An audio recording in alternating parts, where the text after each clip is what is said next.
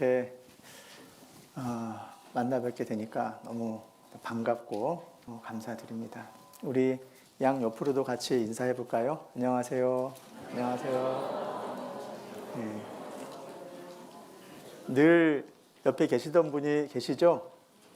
네. 혹시 안 보이면 걱정해 주시고 연락해 주시면 좋을 것 같습니다. 네, 같이 기도하겠습니다. 우리의 영혼을 사랑하시고 구원해 주신 고마우신 우리 아버지 하나님, 변함없는 사랑으로 저희를 인도해 주시고 또 보호해 주시고 함께 해 주시는 은혜 감사드립니다. 어려움 있을 때마다 창조주 하나님의 능력을 생각하고 또 우리가 외로움을 느끼고 또 마음이 힘들 때마다 위로해 주시는 하나님을 생각하면서 주님 오시는 날까지 끝까지 신앙의 경주를 완주할 수 있도록 도와주시고 인도해 주시기를 기도드립니다. 어떠한 형편에 있더라도 낙심하지 않고 그 있는 곳에서 주님을 기쁘시게 할 수 있도록 우리의 마음을 붙들어 주시고 우리의 신앙이 더 견고해질 수 있도록 말씀으로 우리를 더 붙들어 주시기를 원합니다.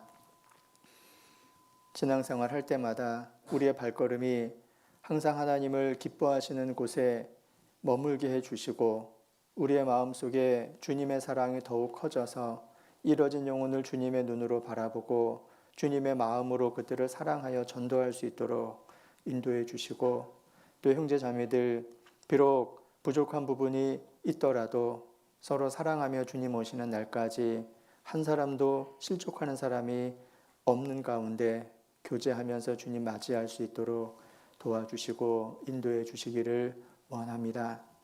특별히 개인적인 사정이 있어서 이 자리에 참여하지 못하신 분들 어느 곳에 있든지 일일이 지켜주시고 그 마음 가운데 함께해 주시기를 원하고 또는 이 자리에 주님께서 모아주신 형제 자매님들 주님께서 교훈해 주시기를 원하시는 말씀으로 그 마음에 채워주시고 기왕에 온 걸음이 헛된 걸음이 되지 않도록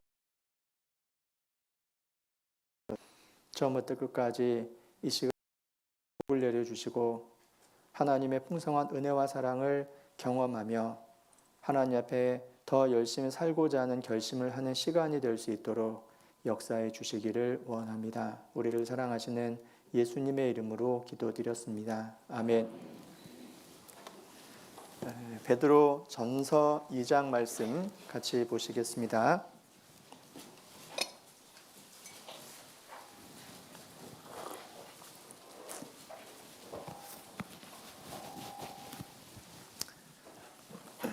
혹시 찾기 어려우신 분들은 그냥 이렇게 말씀 들으셔도 되고요. 또 일부의 말씀은 제가 화면으로 이렇게 옮겨놨으니까요. 같이 보셔도 되겠습니다. 2장 18절부터 20절까지입니다. 베드로전서 2장 18절에서 20절입니다.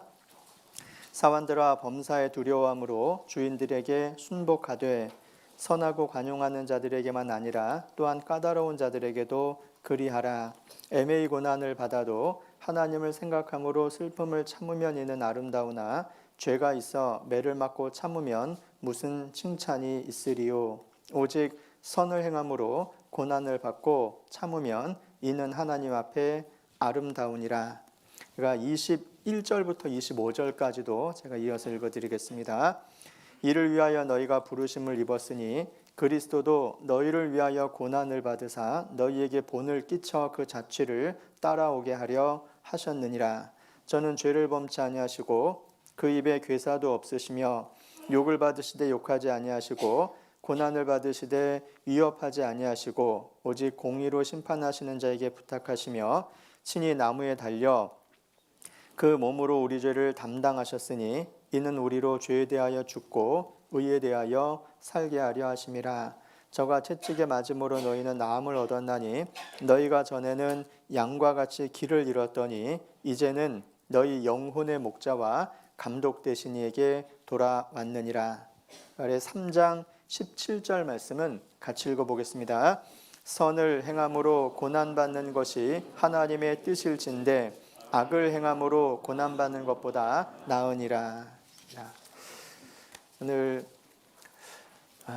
이 자리에서 여러분과 만나 뵙게 돼서 참 반갑습니다. 오늘 그 아름다운 인생에 대해서 좀 생각을 해보려고 그러는데요. 어떤 인생이 아름다운 인생일까 생각을 해봅니다. 아마도 크게 두 종류가 있을 것 같습니다. 그것은 이제 세상에서 아름다운 인생이 있고 하나님 앞에서 아름다운 인생이 있을 겁니다.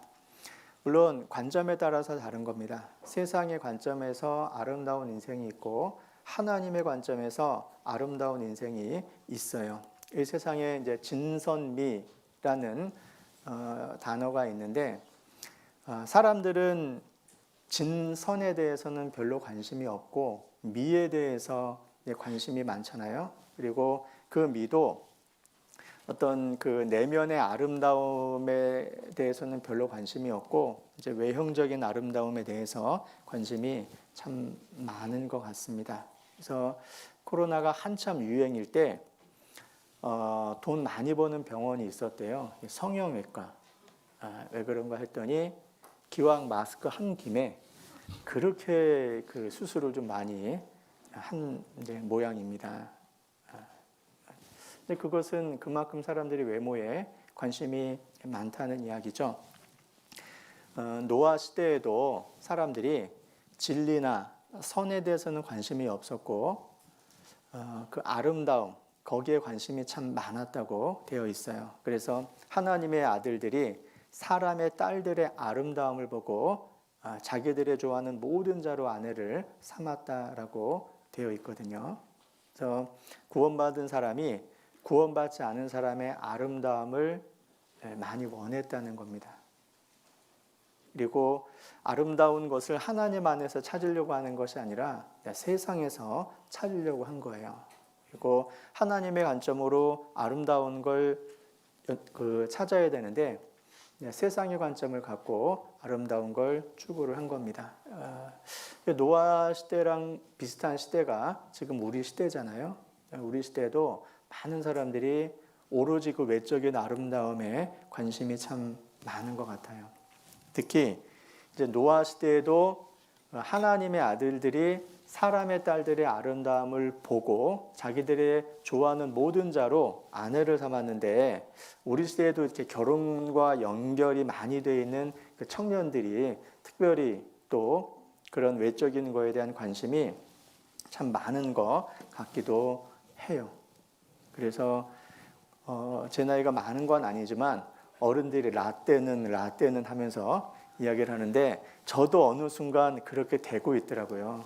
그래서 제가 청년 때 결혼했었던 가치관하고 요즘 시대의 가치관이 정말 많이 다르다는 생각이 좀 듭니다. 정말 많이 이렇게 바뀌어졌어요. 그게 뭐 한 세대가 지난 것도 아닌데 정말 많이 바뀌어졌습니다. 그래서 과거에는 믿음이 가장 중요한 부분을 차지했다면 그리고 그와 관련된 의식주 이런 것은 먼저 그의 나라와 그 일을 구하면 하나님이 우리에게 필요한 것들을 채워주실 거라는 믿음이 더 많은 비중을 차지했는데 요즘은 먹고 살 걸 먼저 다 걱정하면서 이게 결혼하려고 하는 게 좀 많더라고요. 그래서 믿음도 중요하긴 하지만 그 사람의 어떤 그 능력, 먹고 살 만한 능력이 우선적으로 되느냐, 그리고 잘생기고 예쁘냐, 그거를 먼저 이렇게 따지는 경향이 좀 있는 것 같기도 해요. 그런 걸로 보면 저는 참 좀 빨리 태어나서 결혼하길 잘했다 하는 생각도 좀 들고 요즘 시대를 내가 청년으로 살면 과연 잘 이렇게 결혼할 수 있을까 그런 생각도 좀 들긴 하더라고요. 그래서 제가 오늘 이제 살펴보는 아름다운 인생은 특별히 이제 고난과 관련돼서 그 아름다운 인생을 좀 묵상을 해보려고 그래요. 고난을 이겨낸 인생이 하나님 앞에서 아름다운 인생이라는 겁니다. 그리고 하나님은 고난이라는 그 도구를 통해서 인생을 아름답게 만들어 가신다라는 내용입니다. 인생은 고난을 위하여 났나니 불티가 위로 나름 같으니라.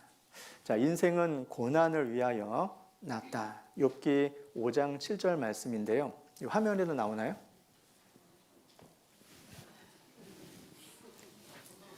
제가 너무 잘생겨서 저만 쳐다볼까 봐 제가 네. 인생은 고난을 위하여 났나니 불티가 위로 나름 같으니라. 불티가 위로 이렇게 튀어 날아가는 건 당연한 것처럼 인생의 고난은 정말 당연한 거예요. 여기 뒷부분 싹 없애고 앞에 빨간 것만 봐도 인생은 고난이다. 딱 정리가 되는 겁니다. 그리고 우리의 연수가 70이요 강건함이 80이라도 그 연수의 자랑은 수고와 슬픔뿐이요 신속히 가니 우리가 날아가나이다. 고난을 두 종류로 정리해보면 수고와 슬픔이다. 7, 80년 사는 인생을 정리해보면 수고와 슬픔이더라.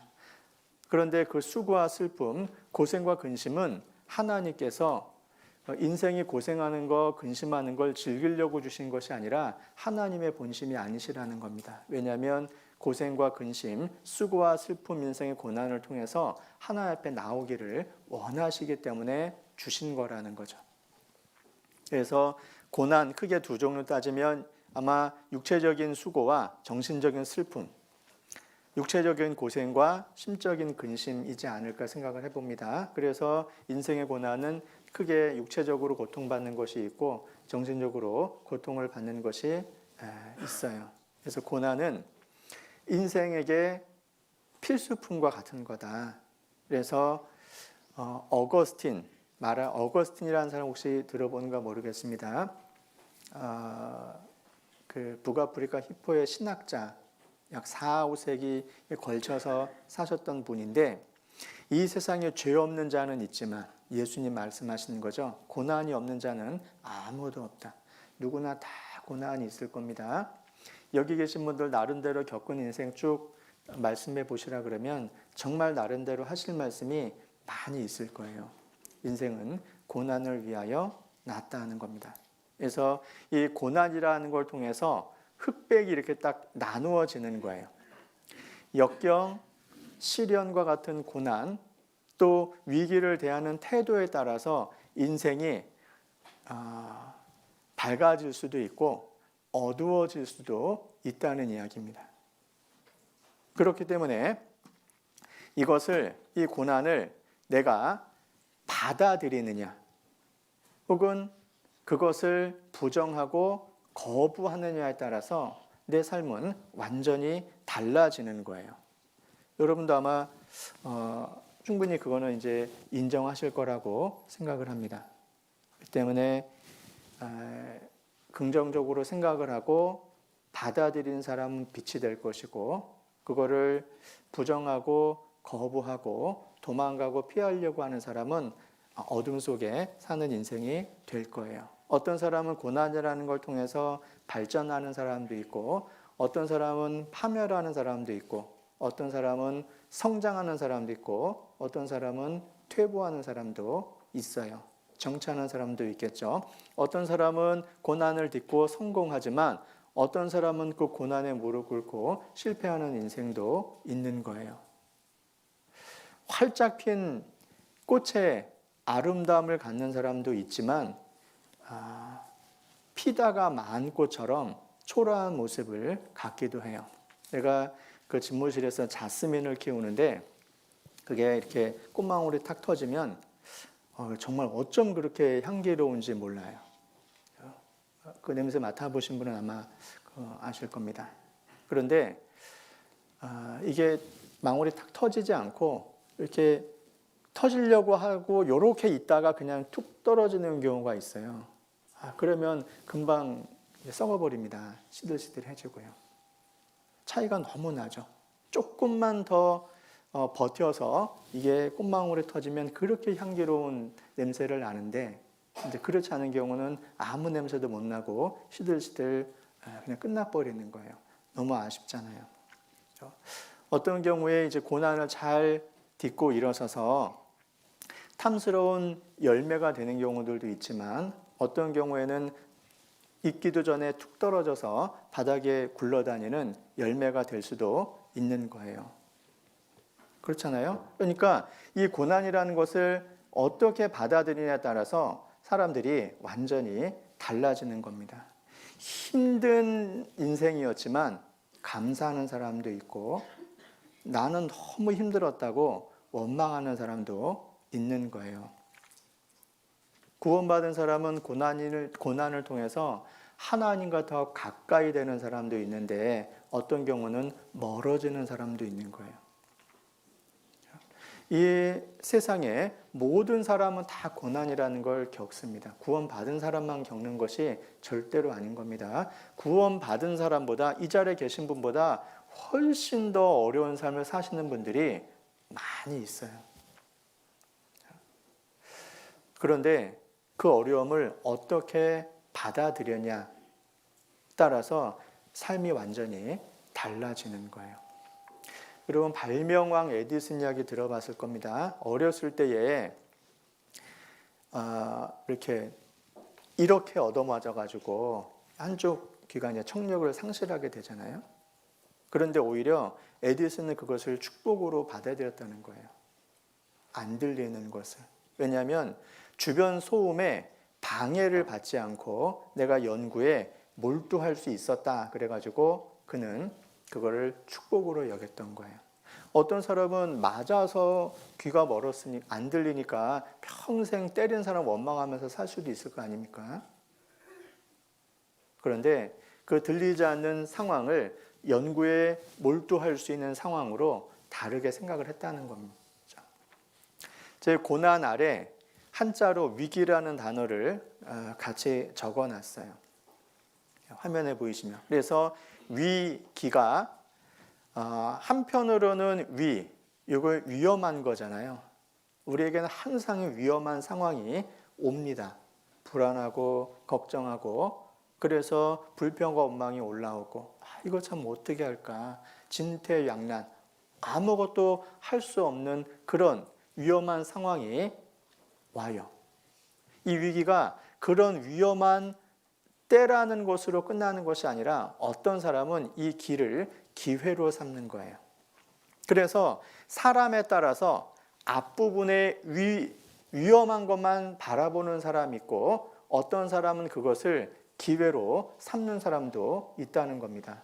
그래서 고난은 우리를 하나님 앞으로 인도해주고 그 하나님 앞에서 더 값진 인생이 되게 하고 하나님 앞에 아름다운 인생이 돼가는 거예요. 그래서 고난을 겪고 그것을 잘 극복한 사람들은 정말 훌륭한 인격을 갖잖아요.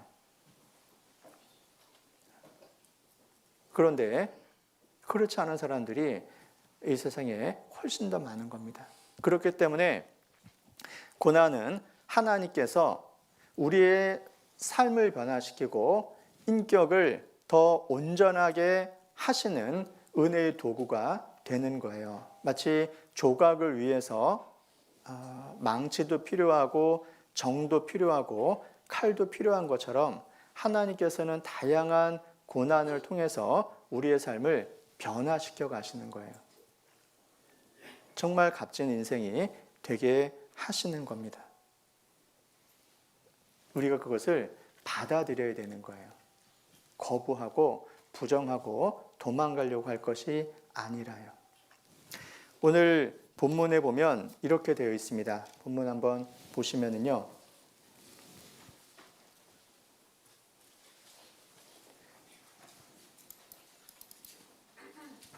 베드로전서 2장 19절에 보시면요.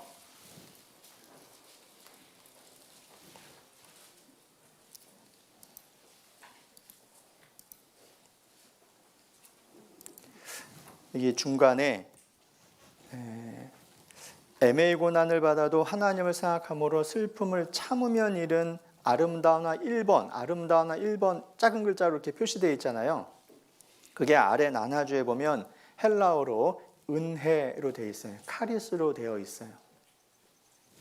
이상하죠? 애매한 고난을 받는데 거기에 따른 슬픔이 있는데 성도는 하나님을 생각함으로 그 슬픔을 참는 겁니다. 그런데 그 모습이 참 아름답다고 되어 있는 거예요. 우리가 보통 은혜라는 말을 들으면 당장 눈앞에 육신적으로 좋은 것들 생각하잖아요. 그런데 하나님의 관점은 정말 다른 거예요. 하나님은 우리가 은혜 위에 은혜를 얻기를 원하셔요. 내가 온 것은 양으로 생명을 얻게 하고 더 풍성히 얻게 하려 함이라. 여러분 중에 누가 자녀가 일부러 고생하는 걸 원하는 사람이 어디 있겠어요? 일부러 손에 흙 묻히고 고생하는 손이 되기를 원하는 부모가 어디 있겠어요? 그렇지 않거든요. 분명히 하나님은 은혜 위에 은혜를 주신다고 하셨는데 막상 구원받은 사람의 삶을 보면 너무나 고달픈 거예요. 그런데 정말 애매한 고난이 선을 행함으로 고난받는 것이 아름다울까? 정말 아름답습니다. 왜냐하면 하나님의 관점에서 보면 그 고난을 통과해서 영원한 영광을 얻기 때문에 그래요. 영원한 관점에서, 하나님의 관점에서 보지 않으면 인생은 참 우울한 거예요. 구원받았다 그래서 수고와 슬픔이 없는 게 아니잖아요. 고생과 근심이 없는 게 아니잖아요. 세상 사람은 그것을 어떻게 해서든지 이겨내려고 합니다. 구원받은 사람도 당연히 이겨내려고 해야 되잖아요. 선을 행함으로 고난받는 것이 있고 악을 행함으로 고난받는 것도 있다고 성경은 말합니다. 그래서 악을 행함으로 고난받는 인생을 잠깐 생각해 보면 너희 중에 누구든지 살인이나 도적질이나 악행이나 남의 일을 간섭하는 자로 고난을 받지 말려니와. 자, 살인, 도적질, 악행, 반사회적이고 반도덕적이고 반인륜적인 일을 하면 당연히 비난을 받아야 되고 벌도 받아야 됩니다. 여기 남의 일을 간섭하는 자라는 건 단순히 참견하는 것을 넘어서 다른 사람 거를 탐내거나 가로채서 타인에게 정신적으로 물리적으로 피해를 끼치는 것을 포함해요. 그래서 사기치는 것 해당이 되는 겁니다. 근데 그런 걸로도 고난을 받는다는 이야기죠. 로마서 1장에 다양한 죄들의 항목을 쭉 설명해 놨습니다. 그런 일을 행하는 사람은 사형에다가 하나님이 정해놨는데 자기들만 행할 뿐 아니라 또한 그 일을 행하는 자를 옳다 해요. 세상은 정말 이상한 사람들이 많아지는 것 같아요. 옛날에 이런 영화가 있었어요. 좋은 놈, 나쁜 놈, 이상한 놈. 좋은 놈, 나쁜 놈, 이상한 놈. 예전에는 사람들이 거의 좋은 사람하고 나쁜 사람하고 이렇게 구별이 돼서 이상한 사람은 별로 없었거든요. 근데 요새는 이상한 사람이 점점 많아지고 있어요. 착한 사람이 봐도 이상하고요. 나쁜 놈이 봐도 이상해요. 이건 어떻게 규정할 수는 없는데 도라이가 점점 많아지는 거예요. 그래서 자기 이렇게 관종들, 관심종자들이 자기 어떻게든지 좀 인기 끌어가지고 유튜브 같은 데서 조회수 올리려고 별짓을 다 하잖아요. 사람들은 점점 자극적인 걸 원하니까 계속 더 자극을 주는 사람, 이상한 자극을 주는 사람들이 많아지는 거예요. 여러분 주변에도 이전에 비해서 이상한 사람들이 점점 많아지고 있는 거 느끼죠? 여러분도 같이 이상해지면 안 됩니다. 물들면은 안 되는 거예요. 그래서 정말 인생은 너무나 짧은데 신속히 날아가는 인생인데 그 짧은 인생을 죄 가운데 살아가면서 이상한 짓 하는 사람들 보면 참 한심하다는 생각도 들거든요. 근데 이사야서에 보면은 우리 시대랑 참 비슷하다는 생각이 더 드는 거예요. 찾아서 보겠습니다. 이사야서 5장입니다.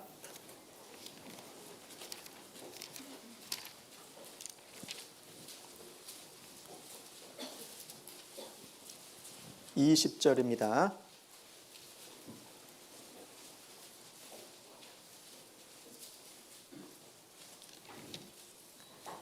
악을 선하다 하며 선을 악하다 하며 흑암으로 광명을 삼으며 광명으로 흑암을 삼으며 쓴 것으로 단 것을 삼으며 단 것으로 쓴 것을 삼는 그들은 화 있을진저 스스로 지혜 있다 하며 스스로 명철하다 하는 그들은 화 있을진저 포도주를 마시기에 용감하며 독주를 빚기에 유력한 그들은 화 있을진저.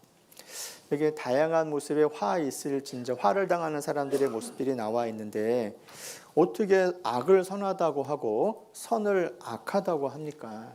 가치관이 완전히 바뀌어지는 거예요. 그 시편 12장 8절에 보면은 비루함이 인생 중에 높아지는 때에 악인이 처처에 횡행하는도다. 비루하다는 건 천하다는 이야기거든요. 예전에 굉장히 가치 없는 것들이 마지막 때가 되면 높아지는 거예요. 그러면 정상적인 사고방식을 갖는 사람들은 그런 걸 보면 참 견디기 어려운 때가 오는 거예요. 잠언 30장입니다. 21절.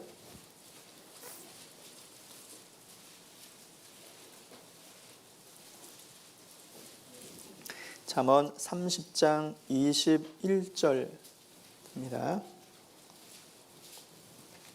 제가 이 말씀 보면서 정말 이런 시대가 지금 시대다는 생각이 들었습니다.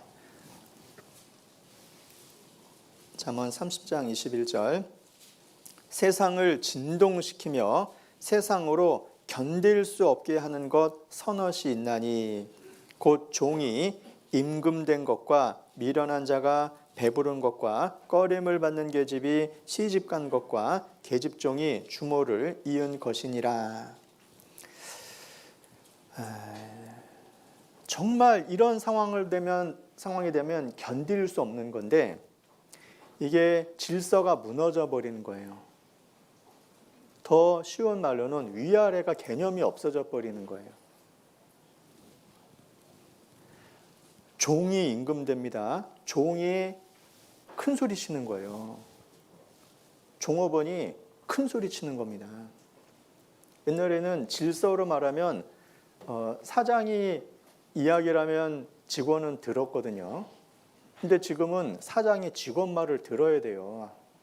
안 그러면 그냥 데모합니다. 물러나라고. 지금은 대통령도 그냥 물러가라 그러잖아요. 그렇잖아요. 종들이 세력 만들어가지고 도전하는 겁니다. 세상을 다 뒤집어 엎어버리는 거예요. 질서라는 개념이 없어요. 군사부일체라 그러잖아요. 임금의 권위도 다 떨어지고 왕의 대통령의 어떤 권위도 완전 땅바닥에 다 떨어지고 교사의 권위도 완전히 다 땅바닥에 다 떨어지고 부모님의 권위도 땅바닥에 다 떨어지는 시대입니다.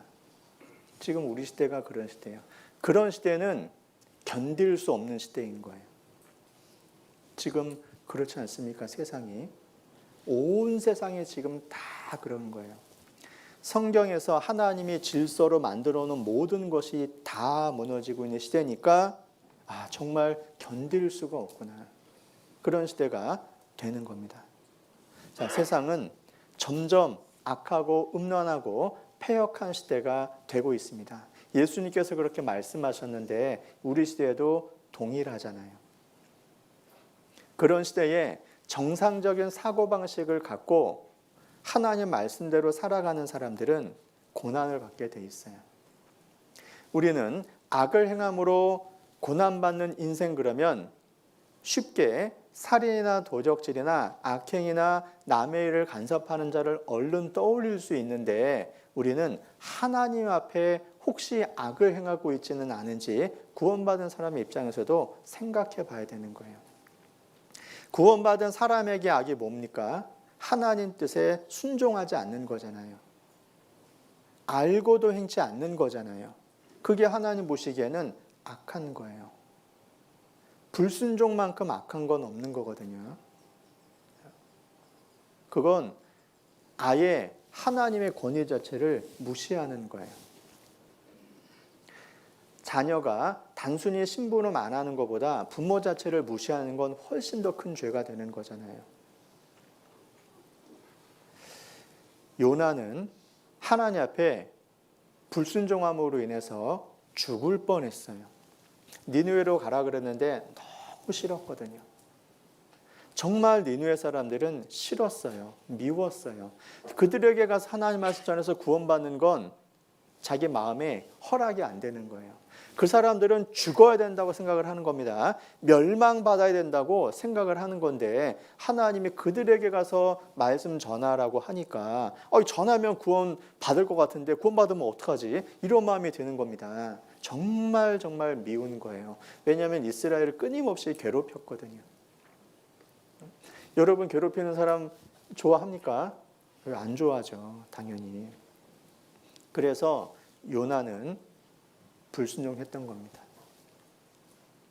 그 불순종한 결과로 그가 탄 배에 있는 모든 사람들이 다 죽을 뻔했잖아요. 그렇잖아요. 하나님께서 큰 물고기를 준비해서 요나가 바다에 이제 빠졌을 때 삼켜서 그가 회개할 수 있는 기회를 주고 다시 니느웨 가서 하나님 말씀 전하잖아요. 요나가 그렇게 어려움을 겪게 된 이유는 바로 순종하지 않았기 때문인 겁니다. 모세가 왜 그렇게 들어가고 싶은 가나안 땅에 못 들어갔습니까? 반석을 명해서 물을 내라 그러는데 반석을 쳤거든요. 하나님의 영광을 가렸어요. 하나님이 주시는 건데 마치 자기가 주는 것처럼 잘못 행동했거든요. 그래서 가나안 땅에 못 들어간 겁니다. 삼손이 왜 두 눈이 뽑히고 머리카락 다 밀리고 큰 수레를 이렇게 밀면서 조롱거리가 됐습니까? 하나님 앞에 불순종해서 그러는 거예요. 합당치 않은 길을 걸어간 겁니다. 다윗이 얼마나 큰 징계를 받았습니까? 그 이유는 죄 때문이잖아요. 하나님 말씀대로 순종하면서 살아갈 때는 아무 문제가 없었는데 하나님의 뜻에 거스리는 행동을 하는 거예요. 그러니까 인생이 많이 꼬이게 되잖아요. 우리도 마찬가지인 겁니다. 세상 사람들 바라보면서 아유 나쁜 놈들, 악한 사람들 이렇게 혹시 손가락질할 수도 있는데 나는 하나님 앞에 혹시 악하게 사는 모습은 없는지 살펴봐야 되는 거예요. 악을 행함으로 징계를 받는 그리스도인들이 있습니다. 내 아들아 여호와의 징계를 경히 여기지 말라. 그 꾸지람을 싫어하지 말라. 왜 경히 여기지 말라 그러고 꾸지람을 싫어하지 말라 그랬을까요? 우리가 징계받으면 그것을 너무 경히 여길 수 있어요. 하나님의 징계를 심상히 여길 수 있다니까요. 꾸지람을 싫어할 수 있다니까요. 분명히 필요한 말씀을 해주시고 징계하시는데 거절하는 겁니다. 듣기 싫은 겁니다. 부모님이 좀 좋으라고 말씀해 주시는 걸 우리 자녀들은 잔소리로 들으면 정말 싫잖아요.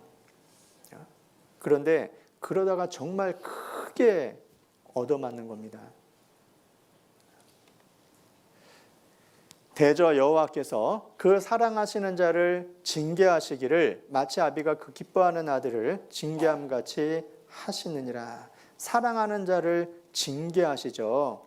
기뻐하는 아들이니까 더 잘되라고 징계하는 겁니다. 초다를 참아 못하는 자는 그 자식을 미워함이라. 빨간색 같이 읽을까요? 자식을 사랑하는 자는 근실히 징계하느니라. 근실히 부지런히 징계하는 겁니다. 그래서 하나님이 성도를 하나님의 자녀를 정말 정말 사랑하니까 근실히 징계하는 거예요. 네가 네 아들에게 소망이 있은즉 그를 징계하고 죽일 마음은 두지 말지니라. 막 이런 마음 있으면 안 되죠. 소망이 있으니까 징계하는 거예요. 소망이 없으면 굳이 징계할 이유도 없어요. 나는 그 아비가 되고 그는 내 아들이 되리니 자, 부자지간 이런 관계가 됐으니까 저가 만일 죄를 범하면 내가 사람 막대기와 인생 채찍으로 징계하려니와. 주변에 있는 사람들이 징계의 도구가 되고 내 인생이 고달파지는 겁니다. 징계로 인해서. 병상의 고통과 뼈가 늘 쑤심에 징계를 받기도 하고, 고린도 교회에는 약한 자와 병든 자가 많고 잠자는 자도 적지 아니하니. 고린도 교회에 온갖 죄를 허용을 했거든요. 합당치 않았거든요. 서로 미워하고 적대하고 판단하고 정죄하고 그랬거든요. 내로남불 교회가 있다면 고린도 교회가 대표적인 교회일 거예요. 그래서 약한 자, 육신이 연약해졌다는 이야기입니다. 병든 사람이 많다 그랬잖아요. 그런데 눈치채지 못하는 거예요. 잠자는 자도 적지 아니하니. 죽은 사람이 있는데 징계로 죽었는데 눈치 못 채는 거예요. 마치 이스라엘 백성들이 40년 동안 광야 생활하는 동안에 1세대에 나온 모든 사람들이 다 광야에서 엎드러져 죽었는데 그들이 죽어가는 모습을 늘 보면서도 계속 불평하고 원망하잖아요. 깨닫지 못하는 겁니다. 그냥 자연스러운 일로 받아들이는 거예요. 마음이 무감각해지는 겁니다. 모든 질병과 연약함과 죽음이 징계는 틀림없이 아니지만 징계인 경우도 꽤 많은 겁니다. 그래서 빨리 돌이켜야 돼요. 빨리 돌이켜야 됩니다. 그러면 하나님이 기회를 다시 주셔요. 삼손에게 기회를 다시 주셨잖아요. 그 히브리서 11장에 올라가 있잖아요. 요나도 큰 물고기 뱃속에서 철저히 돌이켰잖아요. 다시 기회를 얻었어요. 성경에 기회를 다시 얻은 사람들이 있는 겁니다. 다윗은 왕위가 회복이 됐어요. 누가복음 15장에 보면 탕자 이야기가 나오는데 나갔잖아요. 고생 정말 많이 했잖아요. 나중에 뉘우치고 돌아왔기 때문에 아버지가 그를 반겼잖아요. 그래서 혹시 우리가 악을 행함으로 하나님 앞에 불순종함으로 징계를 받고 있는 분들이 있다면 빨리 돌이키셨으면 좋겠어요. 아니, 주님 오실 날이 정말 가까운데 여전히 징계받고 있으면서 사는 건 좀 합당치 않잖아요. 기왕이면 열심히 사는 게 맞잖아요. 선을 행함으로 고난을 받는 인생이 있습니다. 선을 행함으로. 그러므로 너희가 이제 여러 가지 시험을 인하여 잠깐 근심하게 되지 않을 수 없었으나 오히려 크게 기뻐하도다. 여러 가지 시험을 만납니다. 다양한 시험을. 이 베드로 전서가 쓰여지게 된 배경이 네로 황제에 의해서 시작된 작은 박해가 나중에 걷잡을 수 없이 큰 박해로 변했어요. 작은 불이 마치 확 번지는 것처럼.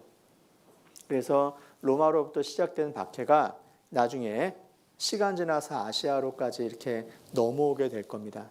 그래서 그 고난을, 대박해를 앞둔 시점에서 성도들에게 미리 준비하라는 관점에서 베드로 전서를 보내주신 거예요.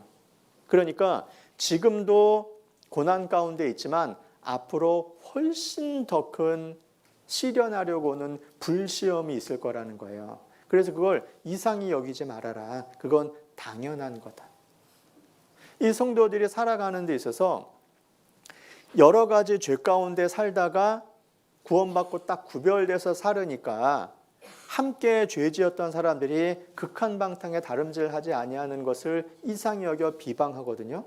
분명히 도덕적으로 올바르게 됐는데 비난하는 거예요. 이상하잖아요. 그러니까 바르게 살아도 고난이 있는 겁니다. 핍박이 있는 거예요. 그리고 성도라는 이유로, 믿음을 가졌다는 이유로 엄청난 박해가 있게 될 건데 그거를 이상히 여기지 말아라고 말하는 거예요. 우리가 선을 행함으로 고난받는 인생, 얼른 이렇게 생각해봐도 요셉, 다니엘과 그의 친구들, 또 구약의 많은 선지자들, 우리가 본문 베드로전서 2장에서 읽었었던 예수님은 정말 선을 행함으로 고난받으신 대표적인 분이시죠. 예수님의 제자들, 또 바울과 그의 동역자들 선을 행함으로 고난을 받는 거예요. 고난을 이겨낸 아름다운 인생들을 한번 살펴보죠. 여기 이겨냈다는 것은요, 극복했다는 이야기입니다. 빅토리, 승리했다는 것이 아니라 넘어질 수도 있지만 다시 일어났다는 이야기예요. 어떤 분들은 이겨냈다 그러니까 막 싸워서 다 이긴 것처럼 생각을 하시는데, 요한이 기록한 요한 1, 2, 3서, 요한계시록에 특별히 이긴 자라고 표현된 곳의 영어 번역을 보면 다 overcome, 극복한 걸로 나오거든요. 시련이 있지만 그 시련 때문에 내가 넘어질 수도 있지만 그것을 이겨냈다는 차원에서 극복했다, 이런 표현을 쓰는 거예요. 그래서 장애물 앞에 넘어질 수도 있어요. 7번 넘어져도 다시 일어나는 것이 이겨냈다, 극복했다라는 겁니다. 어쩌면 우리는 하나님 앞에 갈 때까지 여러 차례 넘어질 수도 있을 거예요. 잠깐 정체가 돼 있을 수도 있을 겁니다. 그런데 끝까지 이겨내고 주님 앞에 가야 되는 거예요.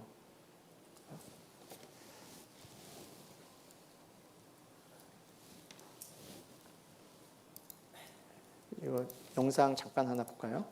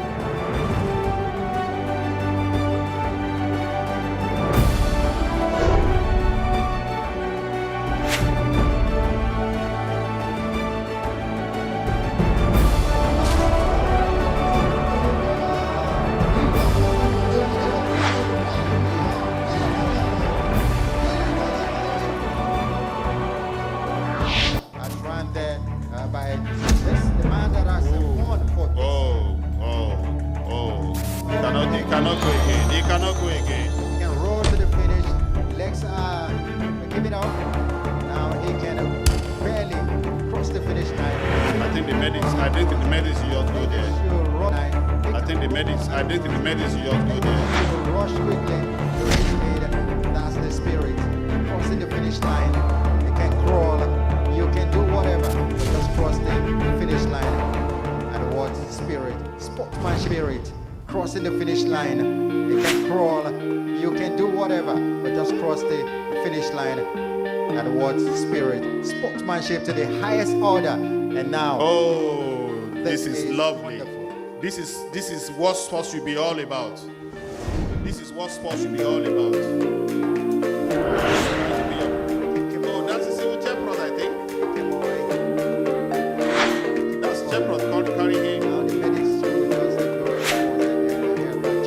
They should please do not rush there. 자, 이걸 중계하는 사람들도 이걸 아름답다고 그러잖아요. 여러분, 여기 이걸 보면서 지금 여러 사람 지나간 거 보셨어요? 결승선을 통과한 사람들 별로 관심 없죠.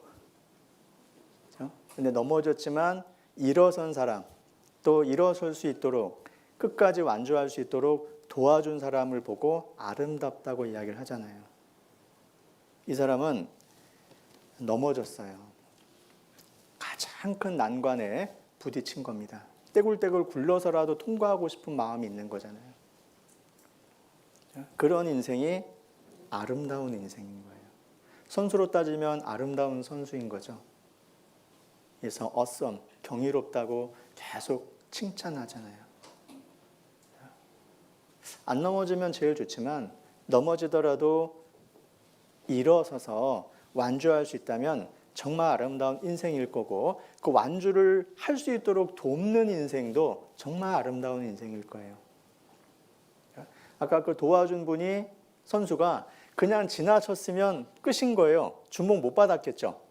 그런데 협력했잖아요. 도왔잖아요. 그래서 같이 주목을 받잖아요. 교회는 서로 협력해서 결승점을 같이 통과하라고 주신 식구들이 모여 있는 곳이에요. 나 혼자만 잘해서 될 수 있는 건 아니죠. 물론 혼자서도 잘해야 되지만 같이 잘하는 것이 중요할 거예요. 자, 고난을 이겨낸 아름다운 인생, 세상에서 인정하는 성공 이야기들이 있어요. 이게 정주영 회장인데 이런 책을 썼습니다. 시련은 있어도 실패는 없다.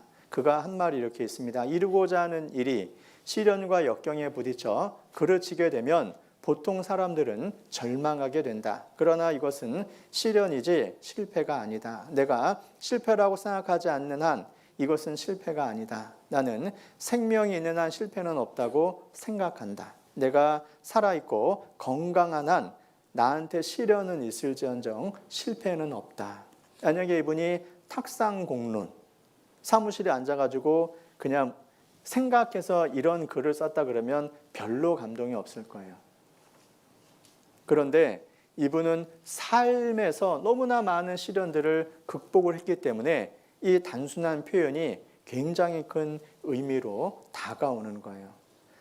정말 자수성가한 사람들이 굉장히 많습니다.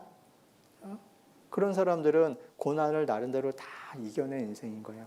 꼭 대기업의 회장이 돼야지만 성공한 것이라고 말씀드릴 수는 없어요.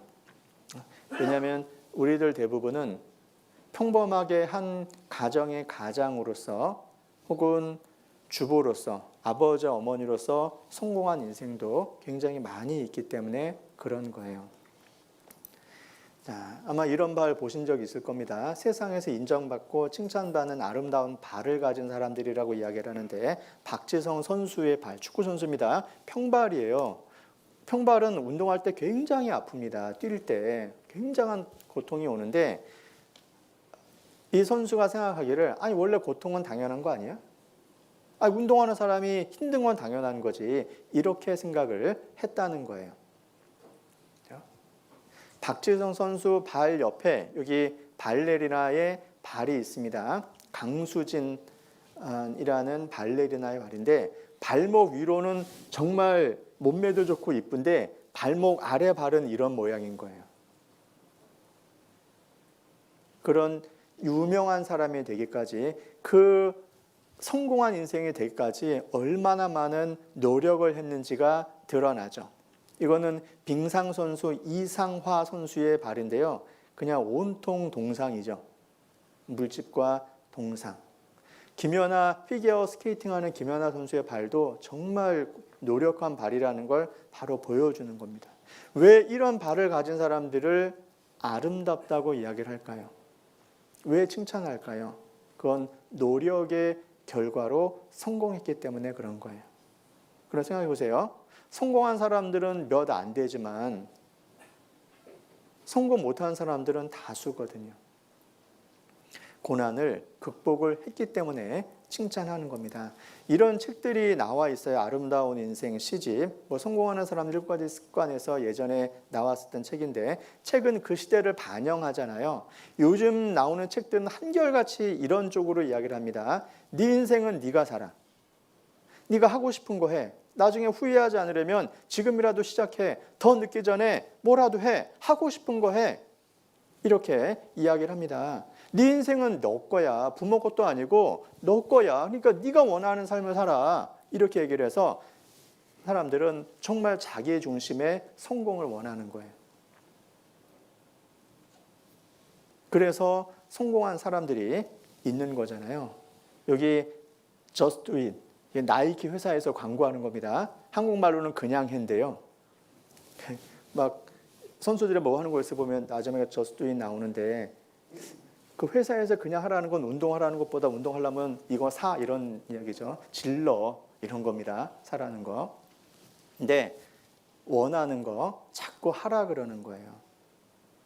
하고 싶은 거 하라 그러는 겁니다. 그래서 세상에서 돈을 많이 벌면 성공한 인생이라고 얘기를 하고, 권력을 얻고 명성을 얻고 인기를 얻으면 성공이라고 얘기를 하는 겁니다. 군수가 되면 성공했다고 말하고, 시장이 되면 성공했다고 말하고, 국회의원 되면 성공했다고 말하고, 대통령 되면 성공했다고 이야기를 합니다. 대기업에 취직하면 성공인가요? 승진해서 임원 돼서 별 달면 성공한 인생인가요? 인기 많은 연예인이 돼서 방송에 늘 나오는 사람이 성공한 것일까? 훌륭한 예술인이 되는 것이 성공하고 훌륭한 업적을 남기면 성공한 인생이고 아름다운 인생일까? 그런 것 같지는 않아요. 그건 세상의 관점이라는 겁니다. 어느 식당에 이런 말이 써 있었어요. 참 공감이 됐습니다. 요즘 시대를 대표하는 표어가 아닐까 생각을 했는데, 뭐냐면 나는 돈 많은 백수가 되고 싶다. 마음에 확 와닿더라고요. 돈 많은 백수가 되고 싶다. 그런데 돈 많은 백수가 되면 그걸로 딱 행복할까요? 그래서 생각을 했어요. 나는 돈 많은 행복한 백수가 되고 싶다. 근데 그 행복도 몸이 안 좋으면 별 볼 일 없잖아요. 그러니까 나는 돈 많은 건강한 행복한 백수가 되고 싶다. 그러다 애들한테 무슨 일 당하면 안 되잖아요. 난 돈도 많고 건강하고 행복하고 자녀도 잘 되는 백수가 되고 싶다. 이게 끝이 없어요. 끝이 없어요. 여러분, 돈 많아도 할 수 없는 게 있어요. 머리카락은 못 나게 해요. 그러다 보니까 기왕이면 숱도 많은 백수면 더 좋겠죠? 머리숱. 끝이 있을까요? 없을까요? 끝이 없어요. 지금 당장 돈 없으니까 일하기 고되니까 돈 많은 백수가 되고 싶다고 말하는 거지만, 돈 많은 백수가 되면 다른 거 계속 원하게 돼요. 서울에 유명한 갈비집이 있습니다. 돈 스파이크라고요. 유명 연예인이 운영하는 갈비집이에요. 거기 예약하기가 하늘의 별 따기입니다. 정말 예약하기가 너무너무 어려워요. 몇 번 제가 시도해 봤다가 실패하고 차라리 내가 안 먹고 말지.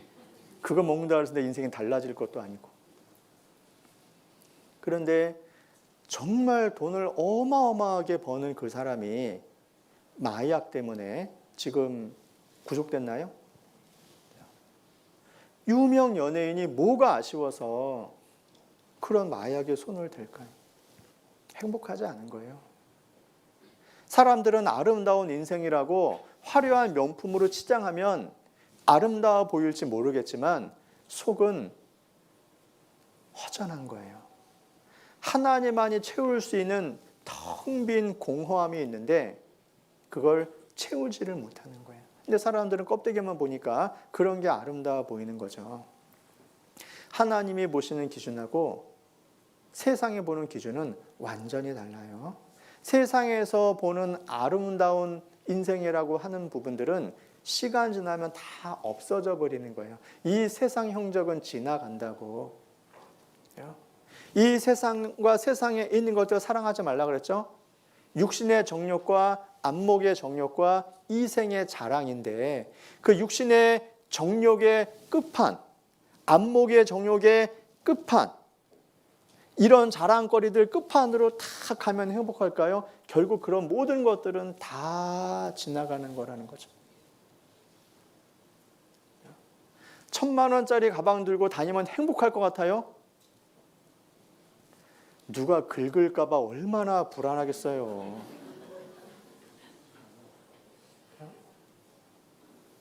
제 가방은 여기저기 긁혔는데 표도 안 나요. 누가 그러더라고요. 아니, 옷이 100만 원이 넘어. 등산복이네. 깜짝 놀랐어요. 이것도 사냐고. 산대요. 이걸 입고 다니냐고. 산에 나무에 긁힐 텐데. 요건 집에서 입으려고. 마트 갈 때 입으려고. 참, 아니, 마트는 그냥 몇천 원짜리 추링 입고 가는 거 아니냐고. 그거 아까워서 못 입고, 긁힐까 봐 못 입고, 다를까 봐 못 입고, 그걸 왜 샀는가 모르겠어요.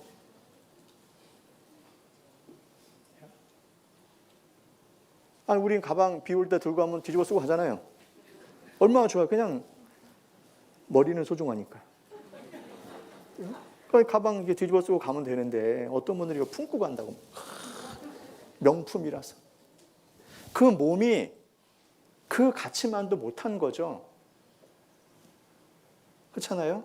근데 세상 사람들은 그런 걸 멋있는 거라고 이야기를 해요.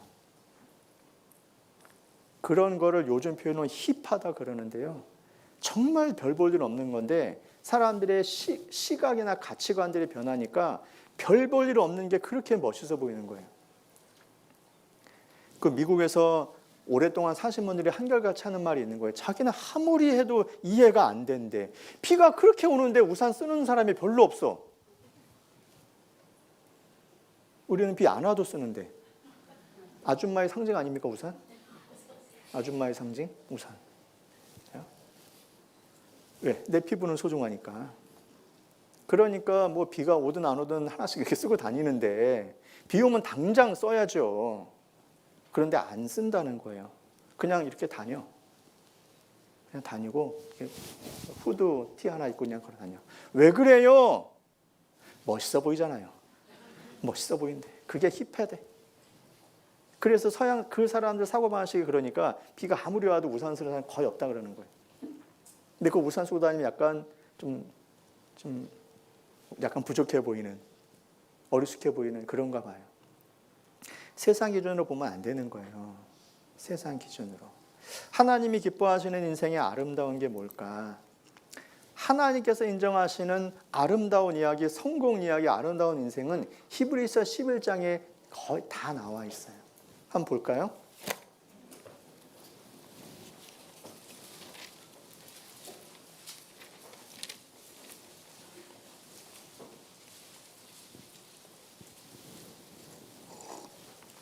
히브리서 11장 4절입니다.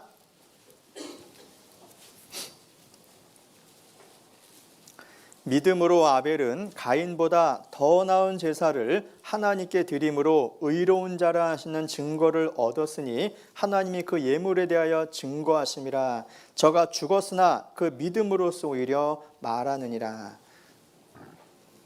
창세기를 보면 하나님께서 아벨의 제사를 받고 가인의 제사를 받지 않았습니다. 가인이 분이 나서요, 들에서 아벨을 쳐 죽였거든요. 그러니까 아벨은 살해당한 거예요. 하나님 올바로 믿는다는 것 때문에. 그리고 나중에 가인은 쫓겨나서 가인의 문명을 이루면서 성과 대를 쌓고 온갖 육신적으로 풍요로운 삶을 누렸어요.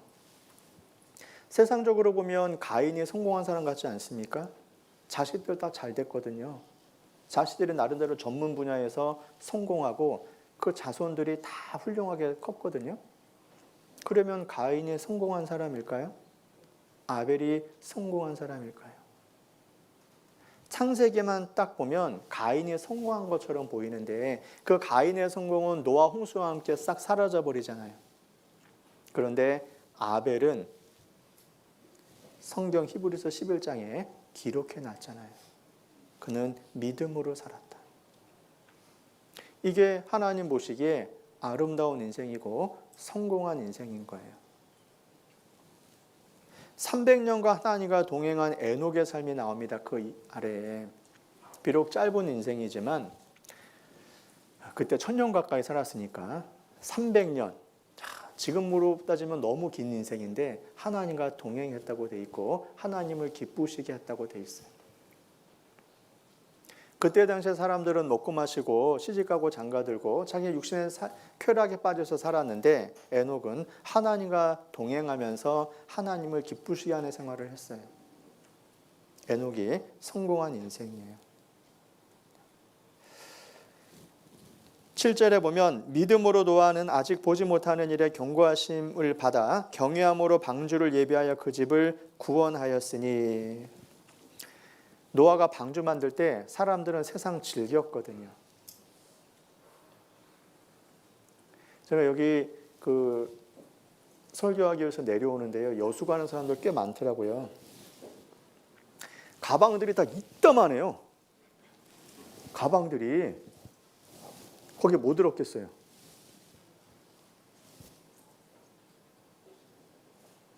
잘 모르죠. 잘 모르죠. 뭐 들었는지. 내 가방이 아니니까. 토, 일, 월. 즐기러 오는 거예요. 지금 가을이잖아요.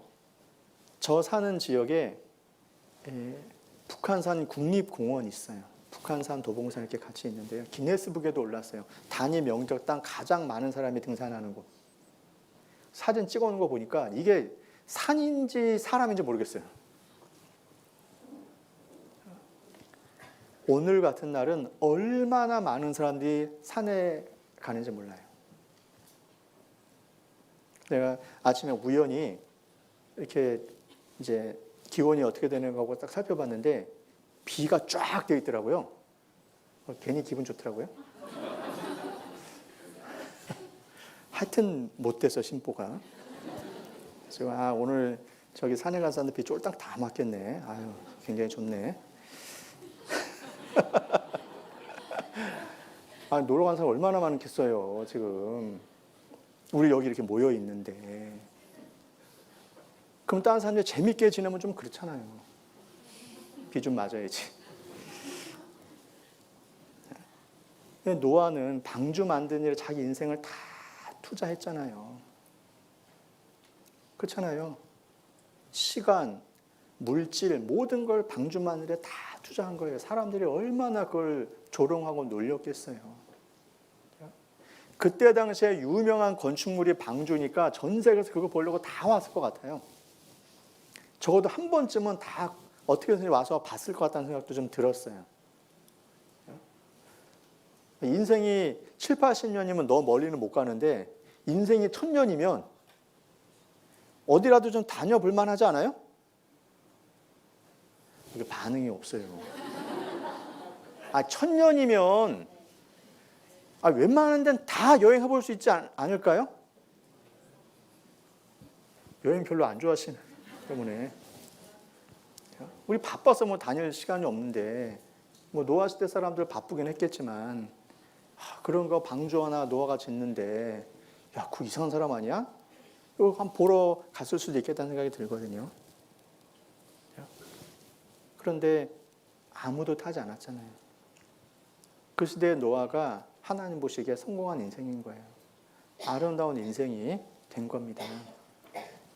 그 아래 8절에 보면 믿음으로 아브라함은 부르심을 받았을 때에 순종하여 장래 기업으로 받을 땅에 나갈새 갈 바를 알지 못하고 나갔으며.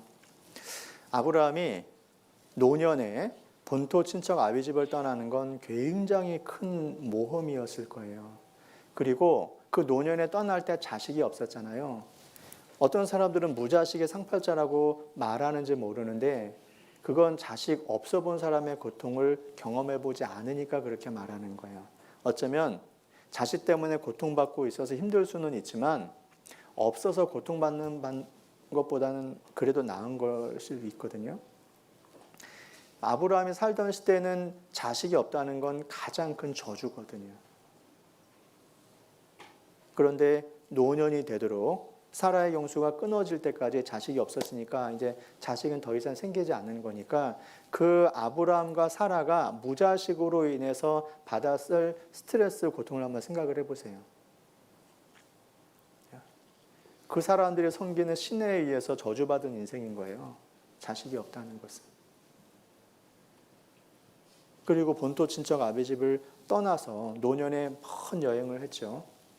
가자마자 기근이 들어서 애굽에 갈 수밖에 없었고 아내 빼앗길 뻔하고 낯선 곳에서 정착해서 사는 게 결코 쉬운 게 아니잖아요. 그런데 하나님은 그가 믿음으로 살았다고 인정해 주는 거예요. 이것이 아름다운 인생인 거예요.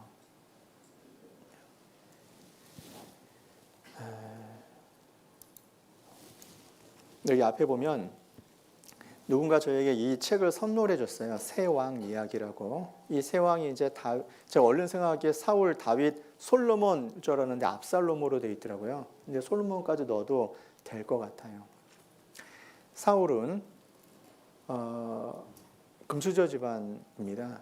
외모도 준수했고 성품도 참 좋아서 사무엘상 9장에 보면 온 이스라엘의 사모하는 자가 누구냐? 너와 내 아비집이 아니냐? 온 이스라엘의 사모하는 자.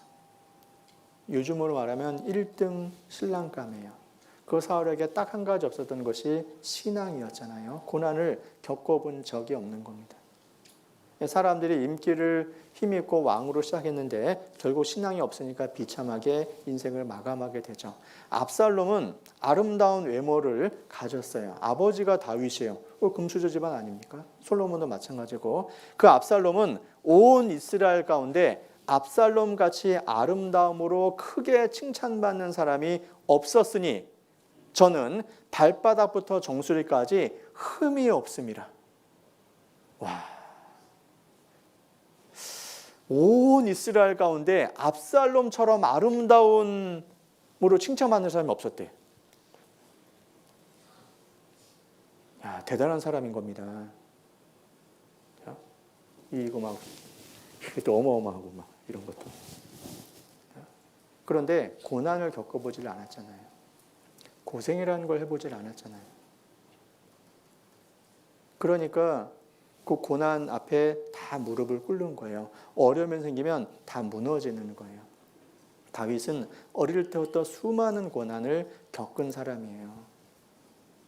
그래서 그가 훌륭한 왕이 될 수 있었던 겁니다. 비록 징계로 인한 고난도 있긴 했지만 그 하나님의 영광을 위해서 살면서도 고난을 다윗이 많이 겪었어요. 그래서 다윗은 아름다운 인생이 된 겁니다. 근데 히브리서 11장에 유명한 많은 사람도 나오지만 무명의 사람들은 훨씬 더 많죠. 그래서 히브리서 11장 35절부터 38절까지 나와보면은 어떤 여자들이 나옵니다. 여자들이 나오는데 이름은 모르겠습니다. 악형을 받되 구차히 면하지 않았어요. 어떤 사람들은 희롱과 채찍질을 받았어요. 결박도 당하고 옥에 갇히는 시험도 받았고 돌로 치는 것과 톱으로 켜는 것과 시험과 칼에 죽임을 당하고 양과 염소의 가죽을 입고 유리하여 궁핍과 환난과 학대를 받았는데요. 이름은 나와 있지 않잖아요. 무명의 그리스도인들, 우리가 알고 있는 엘리야, 엘리사, 다니엘, 사드락, 메삭, 아벳느고 이런 분들이 당한 어려움을 알고 있어요. 사드락, 메삭, 아벳느고는 왕이 세운 신상에 절하지 않는다는 이유로 7배나 더 뜨거운 풀무불에 던져졌잖아요. 하나님이 구해 주실 겁니다. 그리 아니하실지라도 나는 하나님을 섬기겠습니다. 우상에 절하지 않겠습니다. 기적이 나타나지는 않았죠. 하나님은 그 신문을 당하고 불에 던져지는 순간까지도 하나님은 침묵하시는 것처럼 보였지만 예상치 못한 곳에서 딱 등장하셨습니다. 7배나 더 뜨거운 그 뜨거운 풀무불 안에서 예수님이 계셨던 거예요. 사자굴에 던져넣는 그 순간까지 마치 다니엘에게 하나님이 함께하지 않은 것처럼 보였지만 그 사자굴 속에 들어가서 하나님이 함께하시고 보호하시는 것을 다니엘이 깨닫게 됐잖아요. 수천만 명의 순교자들이 있습니다. 그들은 다 무명인 거예요. 우리도 교회 안에서 유명하신 분들이 있을 수 있잖아요. 직분을 가진 분도 있고 무명도 있고. 그런데 하나님 보시기에는 다 아름다운 인생인 거예요. 자기 역할 충실하게 잘하고 있는 거예요. 예수님의 제자들이 있습니다. 그물을 버려두고 예수를 쫓았습니다. 배와 부친을 버려두고 예수님을 쫓았습니다. 마태는 그 좋은 직장 세관을 버리고 일어나 쫓았어요. 어떤 사람들은 재물 때문에 예수님을 따르지 못했어요. 가룟 유다는 은삼십에 예수님을 팔아버렸고 차라리 나지 않았다면 제게 좋을 뻔했다는 말씀도 들었어요. 제자들이 말하기를 우리가 모든 것을 버리고 주를 쫓았습니다. 베드로의 운명에 대해서 예수님이 말씀하셨죠. 젊어서는 네가 스스로 띠띠고 원하는 곳으로 다녔거니와 늙어서는 내 팔을 벌리리니 남이 내게 띠띠우고 원치 아니하는 곳으로 데려가리라. 어떠한 죽음으로 하나님께 영광을 돌릴 것을 미리 말해준 거였거든요. 자, 모든 것을 버리고 예수님을 따른 제자들, 그리고 비참하게 죽은 그 제자들의 인생은 성공한 인생일까요? 실패한 인생일까요? 베드로는 거꾸로 십자가에 못 박혀 죽었다고 말하는데 성공한 인생인가요? 실패한 인생인가요? 초라한 인생인가요? 아름다운 인생인가요? 관점에 따라서 다르겠죠. 우리는 하나님의 관점으로 봐야 돼요. 정말 성공한 인생 아닌가요? 바울은 육신적으로 너무나 좋은 환경에서 태어났고 공부할 수 있었고 많은 부와 명예와 권력을 누릴 수 있었던 사람인데 그 모든 것을 다 해로 여기고 배설물로 여겼어요. 그리스도 안에서 발견되고 그리스도께 주목받고 그리스도가 주시는 영광을 사모하며 살았던 겁니다. 그는 복음 전하면서 여러 가지 환난을 당하면서 힘에 지나도록 심한 고생을 받아 살 소망까지 끊어졌다고 이야기를 합니다. 바울은 약한 것들과 능욕과 궁핍과 핍박과 곤란을 기뻐한다고 되어 있는데 이런 것들은 우리 육신이 다 싫어하는 것들 아닙니까? 우리는 부와 명예와 권력과 명성과 인기를 기뻐하지 이런 것들을 기뻐하지는 않잖아요. 그런데 바울은 이런 것들을 기뻐했다고 말하는 겁니다. 왜냐하면 나를 통해서 그리스도가 나타나기 때문에 그런 거예요. 여러분, 사랑하는 사람이 있으면 사랑하는 사람이 돋보이기를 바라지 않나요? 어때요? 정말 사랑하는 대상이 있는데 내가 거기 나타나기를 원해요? 그래서 내 자녀가 너무너무 사랑스러우면 자녀를 앞세우고 자녀가 돋보이기를 원해요. 자녀가 너무너무 사랑스러우니까 내 뒤로 가. 너는 좀 가려 있어야 돼. 그러진 않거든요. 몸이 막 흔들흔들거리면 문제 있는 겁니다. 이럴 때. 몸 즉각 반응하면 안 돼요. 바울은 예수님을 가장 사랑하니까 오로지 나를 통해서 예수님이 드러나기를 원하는 거예요.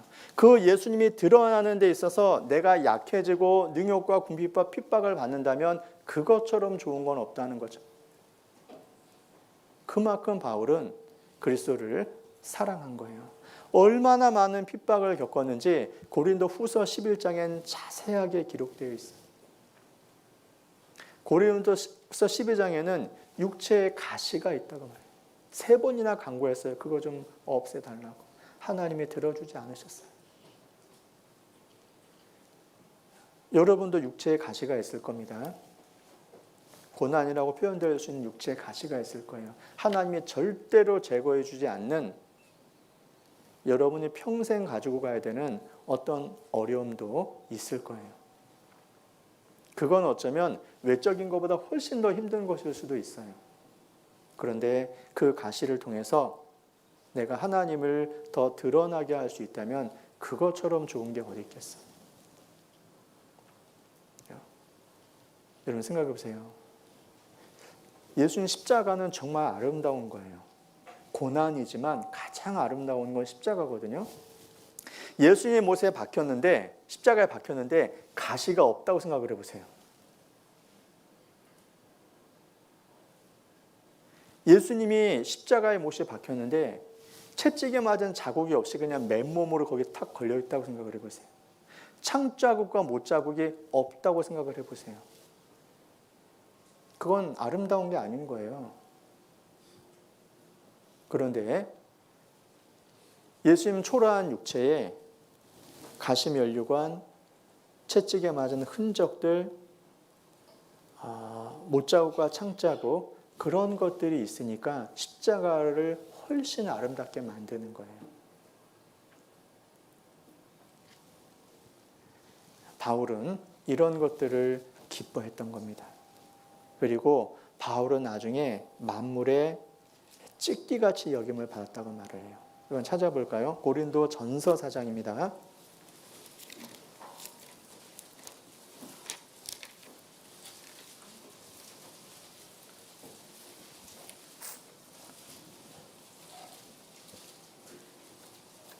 (13절입니다) 고린도전서 4장 13절 같이 읽겠습니다. 비방을 당한즉 권면하니 우리가 지금까지 세상에 더러운 것과 만물의 찢기같이 되었도다. 세상에 더러운 거, 더러운 거,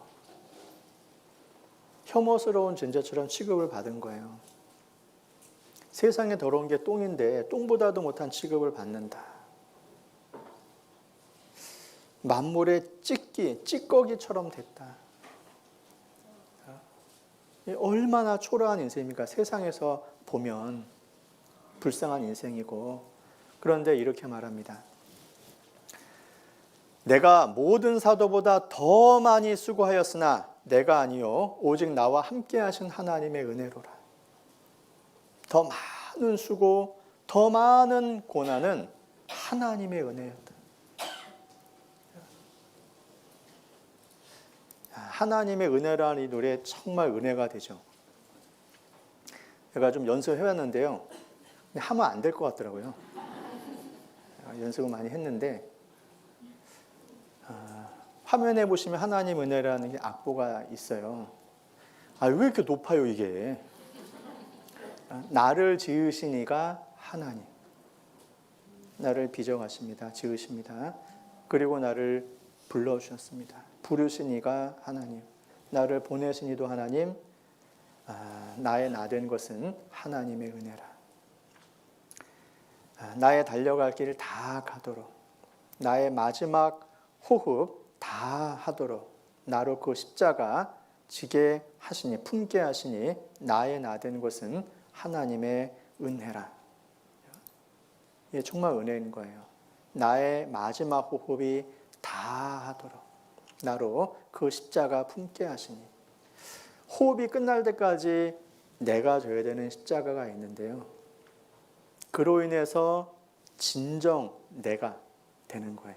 각 사람의 고난은 각 사람 고유의 사람이 되게 하는 거예요. 다른 사람이 그 고난을 겪을 수 없어요. 생각해 보세요. 여러분에게 300년 하나님과 동행하는 건 요구할 수도 없어요. 여러분에게 방주를 지으라고 말할 수도 없어요. 여러분에게 본토 친척 아비집을 떠나서 내가 내게 지시할 땅으로 가라고 할 수도 없다고요. 그렇지 않습니까? 각자 위치에서 우리가 처한 상황은 다 달라요. 그 위치에서 하나님이 주신 십자가를 지고 살아가는 거예요. 사람을 기쁘게 하려 하면 오직 우리 마음을 감찰하시는 하나님을 기쁘게 하려 함이라. 내가 사람들에게 기쁨을 구하랴, 사람들에게 좋게 하랴, 하나님께 좋게 하랴. 세상에서 찢기 같은 취급을 당한 이유가 왜 그럴까요? 그것은 바울이 이 세대를 본받지 않으려고 해서 그래요.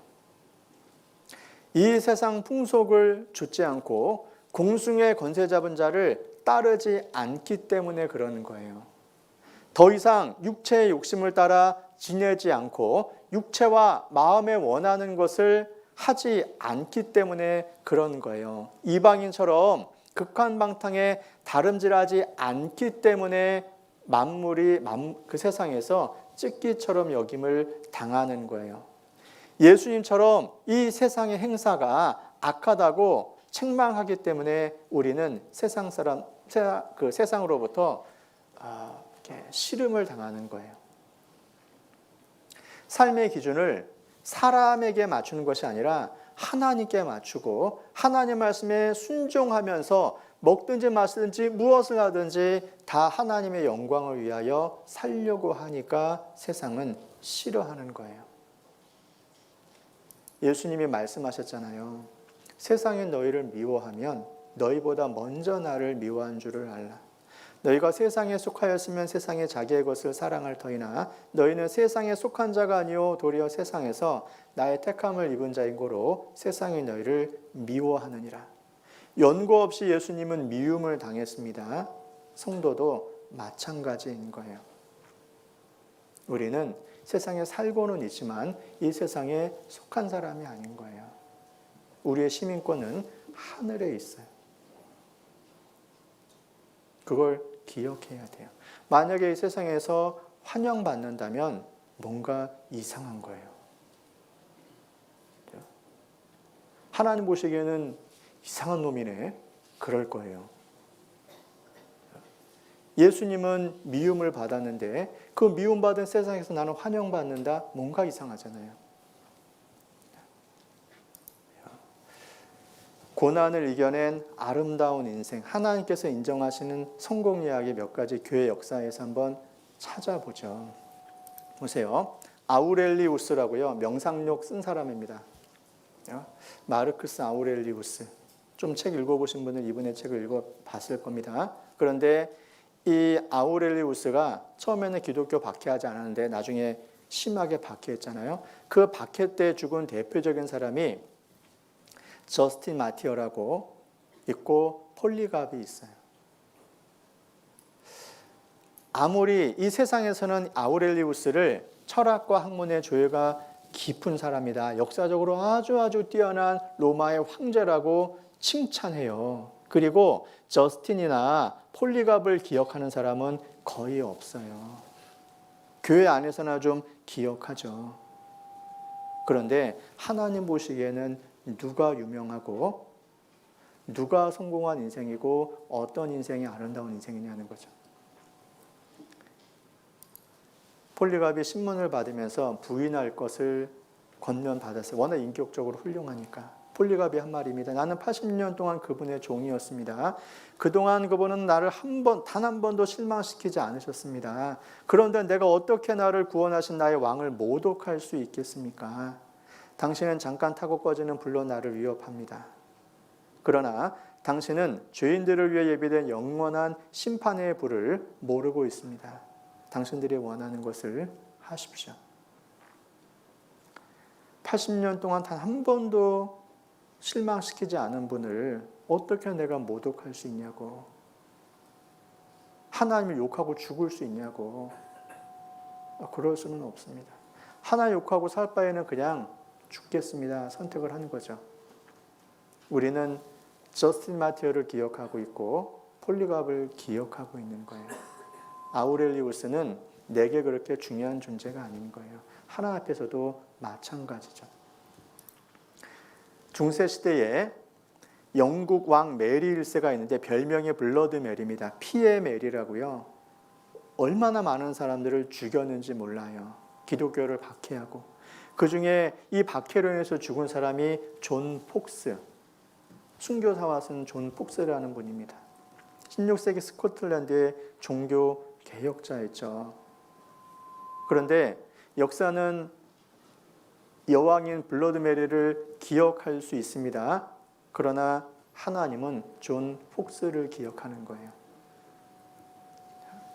하나님 앞에 기도했었던 사람, 기도의 사람 존 폭스를 기억하는 겁니다. 존 버녀는 박해로 인해서 12년 동안이나 감옥에 갇힐 수밖에 없었습니다. 두 번에 나눠서. 그 감옥에서 천로역정이 나왔거든요. 그 박해가 없었다면 이런 명작이 안 나왔겠죠. 이 존 버년에게는 그러니까 극한 가난도 있고, 특별히 딸이, 그러니까 처음에 난 애가 장애로 가고 태어났어요. 그래서 감옥에 있을 때도 늘 그 첫째한테 대한 그 마음이 간절했어요. 그걸 책에서 이렇게 기록하고 있거든요. 이곳에 있는 동안 아내와 가엾은 아이들과의 이별은 종종 뼈에서 살점을 도려내는 것만 같았다.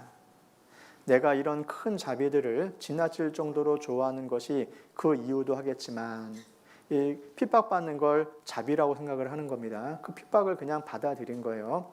그보다도 내가 가족들, 특히 내 마음 가장 깊은 곳에 자리 잡고 있는 앞을 못 보는 불쌍한 아이와 생리별을 하게 될 때 그들이 맞닥뜨리게 될 수많은 역경과 비참한 생활, 그리고 내가 없어 횡한 커다란 빈자리가 가끔씩 뇌리를 스쳐갔기 때문이다.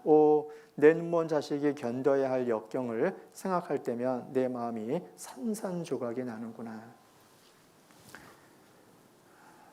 나는 아버지로서 나는 견딜 수 있는데 내가 감옥에 있는 동안에 가족들이 겪어야 될 극한 핍박과 환난을 생각하니까 너무너무 마음이 아픈 거예요. 특히 앞을 못 보는 애가 어떻게 살까? 그 마음이 늘 고통이 있는 거예요. 그러니까 가족 생각하면 믿음을 잠깐 접을까? 그냥 순순히 좀 물러날까? 시키는 대로 할까? 그런데 그럴 수 없는 거예요. 그 사이에서 얼마나 큰 갈등과 고민을 했는지 몰라요. 그걸 이겨낸 겁니다. 무릇 그리스도 예수 안에서 경건하게 살고자 하는 핍박을 받으리라. 나를 인하여 너희를 욕하고 핍박하고 거짓으로 너희를 거스려 모든 악한 말을 할 때에는 너희에게 복이 나니 기뻐하고 즐거워하라. 하늘에서 너희 상이 큼이라. 나를 핍박하였은즉 너희도 핍박할 것이요. 경건한 삶의 핍박은 당연히 있는 거예요. 주님 위에 핍박받는 사람도 얼마 전에 읽었는데 공산권에서 얼마나 많은 박해가 있는지 몰라요. 교회 역사는 박해의 역사였어요. 계속 손가락질 당하고 돌로 침을 당하고 고통을 받는 거예요. 그런데 애매히 받는 고난이 또 있어요. 그런데 이 애매한 고난을 어느 쪽으로 받아들이냐에 따라서 하나님 앞에 정말 아름다운 인생이 되고요. 어떤 경우는 불평과 원망의 인생이 되는 거예요. 우리는 선하고 관용하는 자들만 만나는 것이 아니라 까다로운 사람들을 만나고 그들에 의해서 애매의 고난을 받을 수 있어요. 직장생활 생각하면 딱 떠오를 거예요. 애매한 고난. 그런데 하나님께서는 내가 원치 않는 상황을 통해서 하나님이 하신 일을 나타내고자 하는 거예요. 해보세요. 아버지가 알코올 중독자였습니다. 어머니는 가족을 버리고 도망갔어요. 그런 아버지 밑에서 내가 어떻게 온전하게 자랄 수 있겠습니까? 내 인생은 어쩔 수 없어요. 그래서 알코올 중독자가 된 아들도 있고 나는 그런 환경이기 때문에 다른 사람이 되겠습니다 해서 완전히 다른 인생을 사는 아들도 있는 거예요. 환경은 똑같은 거예요. 그러나 마음은 다른 거죠. 성도 입장에서 애매한 고난을 당하는 모든 환경들이 금은보석으로 집을 지을 수 있는 금은보석과 같은 재료가 될 수도 있는 거고요. 어떤 사람은 타버리는 앙풀 짚이 될 수도 있는 거예요. 애매한 고난은 좋은 도구가 될 수 있다는 거죠. 자, 생각해 보세요. 마태복음 8장에 보면 문둥병자가 나오는데요. 문둥병자는 그때 당시에 천벌입니다. 천벌. 왜냐하면 사랑하는 사람하고 접촉하지 못하는 고통은 이루 말할 수 없는 고통인 거예요. 접촉을 못한다. 사랑하는 아이를 낳았는데 그 아이를 만져보지 못한다는 것. 이게 얼마나 큰 고통이겠어요. 그런데 예수님은 만져주셨거든요. 성경에 보면 대체적으로 귀신 들린 사람은 명예에서 귀신 쫓아냈는데요. 병든 사람은 예수님이 거의 대부분 이렇게 접촉을 하셨거든요. 문둥병자에게 접촉한다는 건 그때 당시에 굉장히 충격적인 이야기입니다. 아무도 접촉하지 않는데. 그냥 말씀으로도 문둥병을 낫게 하실 수도 있잖아요. 그런데 만져주시는 거예요. 아마 그 문둥병자가 평생에 가장 따뜻한 손길을 경험했을 거예요. 그 마음을 위로해 주는 거예요. 여러분, 이게 접촉한다는 건 대단히 큰 은혜예요. 여러분, 접촉하고 싶으면 마음대로 할 수 있죠? 옆에 사람에게 손 한번 잡아보세요. 대상 잘 보고 이렇게. 이게 접촉인 거예요. 이건 정말 특별한 하나님의 은혜인 거예요. 왜 안 하세요? 하나님이 예수님이 만져주셨습니다. 12년 동안 혈루증으로 고통받는 여인이 있습니다. 예수님이 치료해 주셨어요. 나면서 소경된 아들을 둔 부모가 있는데 사람들은 다 손가락질하죠. 자기 죄, 부모 죄, 다 죄 때문이라고. 그런데 하나님이 하신 일을 나타내는 거잖아요. 내가 소경되고 싶어서 된 게 아니거든요. 사도행전 3장과 14장에 보면 나면서부터 안진뱅이 된 사람이 나오는데 본인이 원해서 그렇게 난 게 아니잖아요. 나면서 장애를 갖고 태어난 자녀, 그 자녀도 불행하지만 그 부모는 얼마나 더 고통을 받겠냐고요. 평생 고통이고요. 나중에 내가 먼저 가면 얘들을 누가 돌보나 하는 것 때문에 굉장히 큰 마음에 아픔이 있어요. 그런데 그걸 부모가 선택했냐고요. 내가 자녀를 선택한 것도 아니고 내가 부모를 선택한 것도 아니에요. 어쩌면 힘들고 어려운 환경들을 내가 선택한 게 아니라고요. 하나님이 선택을 하시는 거예요. 장애를 가진 아이가 태어났는데 하나님이 선택한 거라니까요, 부모를. 왜요? 감당할 수 있으니까. 그 아이를 통해서 복을 주시려고. 하나님이 하신 일을 나타내시려고. 어릴 때부터 귀신 들린 자녀를 둔 부모의 모습도 성경에 나와요. 그들은 정말 애매한 고난을 겪은 사람 아닙니까? 우리는 살면서 통제할 수 있는 어려움을 겪을 거예요. 선악으로 구별하기 어려워요. 다만 확실한 건 큰 고통이 따라요. 날마다 숨쉬는 순간마다 오늘 같이 할 마무리 찬송이에요. 그런데 아마 이거 잔잔한 노래 많이 알고 계실 겁니다. 날마다 숨쉬는 순간마다 내 앞에 어려운 일 보내 주님 앞에 이 몸을 맡길 때 슬픔 없네 두려움 없네 주님의 그 자비로운 손길 항상 좋은 것 주시도다 사랑스레 아픔과 기쁨을 수고와 평화와 안식을 2절 3절은 끝날 때 2절 3절만. 근데 날마다 숨쉬는 시간마다 어려운 일을 보잖아요.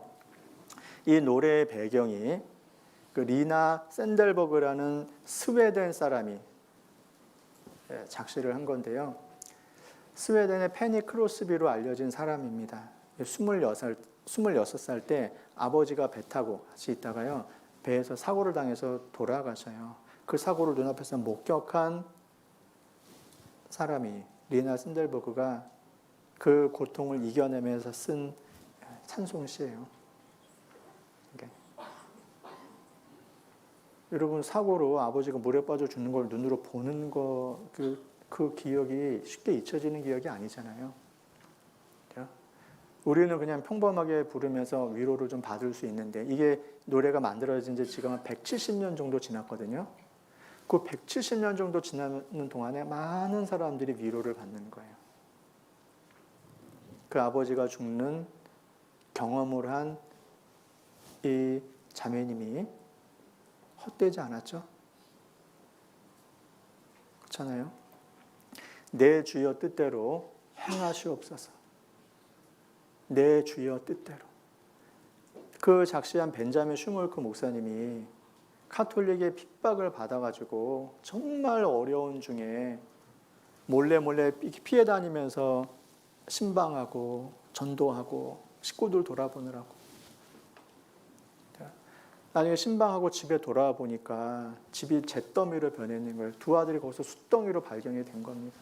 얼마나 마음에 큰 고통이 있겠어요. 내 주여 뜻대로 행하시옵소서.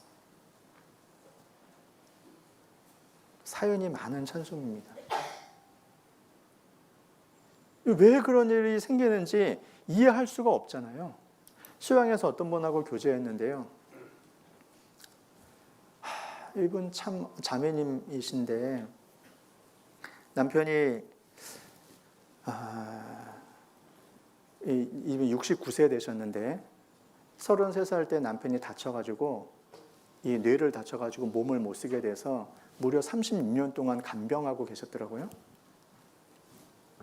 한 번도 사랑받고 커보지 못했는데 이복 형제들이 있는 집안에서 남편 만나서 살아보려고 했는데 남편한테도 사랑 못 받고 자녀는 둘 태어났는데 아들 하나 딸 하나 그 딸이 성폭행을 당해서 내내 고민하고 우울하게 살다가 자살하고 이 자매님은 악착같이 생존을 위해서 일을 할 수밖에 없었고 온갖 고생은 다 하면서 살았고 그 병원비 되느라고 사랑을 주지도 않는 남편을 어떻게든 돌봐야 된다는 마음으로 장사하고 애들 돌볼 수 없었고 그런 중에 딸이 성폭행 당해서 고민하다가 자살하고 아들도 부모님에 대해서 좋은 마음 없고 몇 년 전에 유방암과 위암이 걸렸어요. 다행히 치료는 했습니다. 상담하러 왔어요. 남편이 요새 치매까지 온 것 같다고. 너무너무 힘들다고. 어떻게 해야 됩니까? 내가 그래서 할 말이 없더라고요. 애매의 고난을 받아도 하나님을 생각함으로 슬픔을 참으면 이는 아름다우나 그 말씀을 마음에 새기면서 지내셨으면 좋겠습니다. 그 상황에서 어떻게든 전도하려고 하는 거예요. 남편도 전도하려고 하고 아들도 며느리도 전도하려고 하고 근데 전도만 하려고 그러면 그렇게 핍박을 하는 거예요. 평생 남편 수발하고 아들 키우려고 애썼는데 복음 받아들이지 않고 거의 남남처럼 살고 정말 외롭겠더라고요. 그걸 어떻게 우리가 설명할 수 있겠습니까? 어느 범주에 그 고난을 넣을 수가 있겠어요? 여러분, 우리는 정말 생각지 못한 많은 고난을 당할 겁니다. 그럴 때 우리는 이런 태도를 가졌으면 좋겠어요. 이상히 여기지 마세요. 그건 당연한 거예요. 고난은 필수적인 거예요. 이상한 일 당하는 것 같이 이상히 여기지 말아요. 미움받는 건 그냥 당연한 거예요. 그리스도의 고난에 참여하는 것으로 즐거워라. 참여 여기 1번에 작은 글자로 표시되어 있죠. 화면에 보면 보이시는가요? 참여 1. 이게 나나주에 보면 교제로 되어 있거든요. 우리가 불시험을 당하는 것은 그리스도의 고난에 참여하는 거, 교제하는 거예요. 왜? 그리스도와 연결이 되어 있거든요.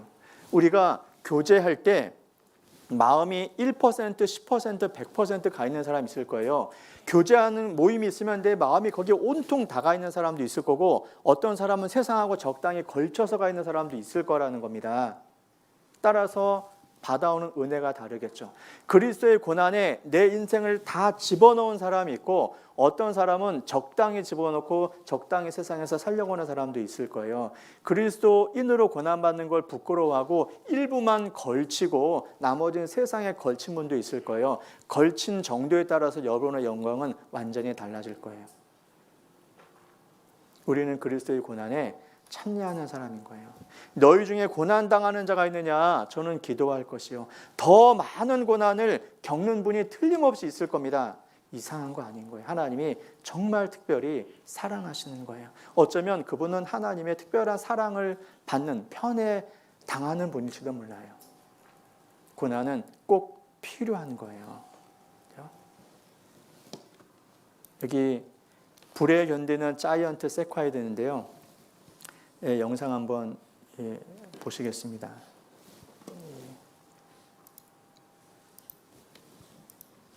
짧습니다. 지구에서 가장 거대한 생물이 뭘까요? 흰 수염 고래라고 알고 있는 사람들도 있지만 정답은 자이언트 세콰이어 나무입니다.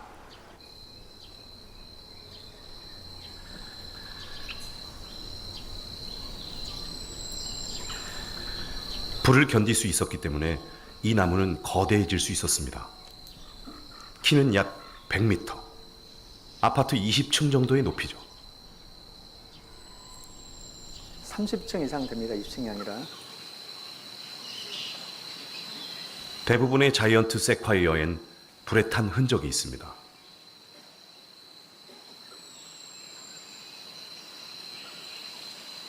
이 나무는 다 성장할 때까지 80여 번의 산불을 겪지만 7일간 계속된 불을 견뎠다는 기록이 있을 정도로 불에 강합니다.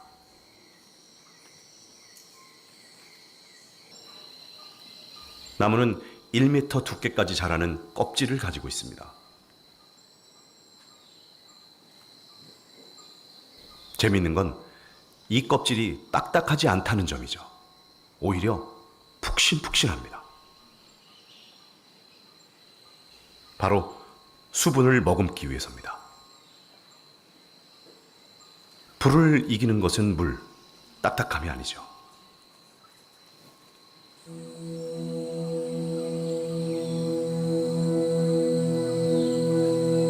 이렇게 불을 견디는 이유, 그것은 씨앗을 위해서이기도 합니다. 자이언트 세콰이어 솔방울 역시 200도 이상에서만 벌어집니다.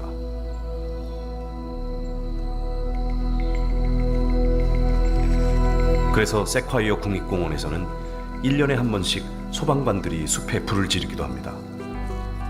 세콰이어 씨앗의 발화를 촉진시키기 위해서죠.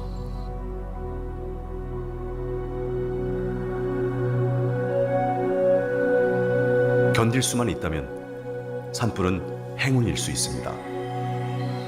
위기를 기회로 바꾼 나무는 이렇게 숲을 이루고 있죠.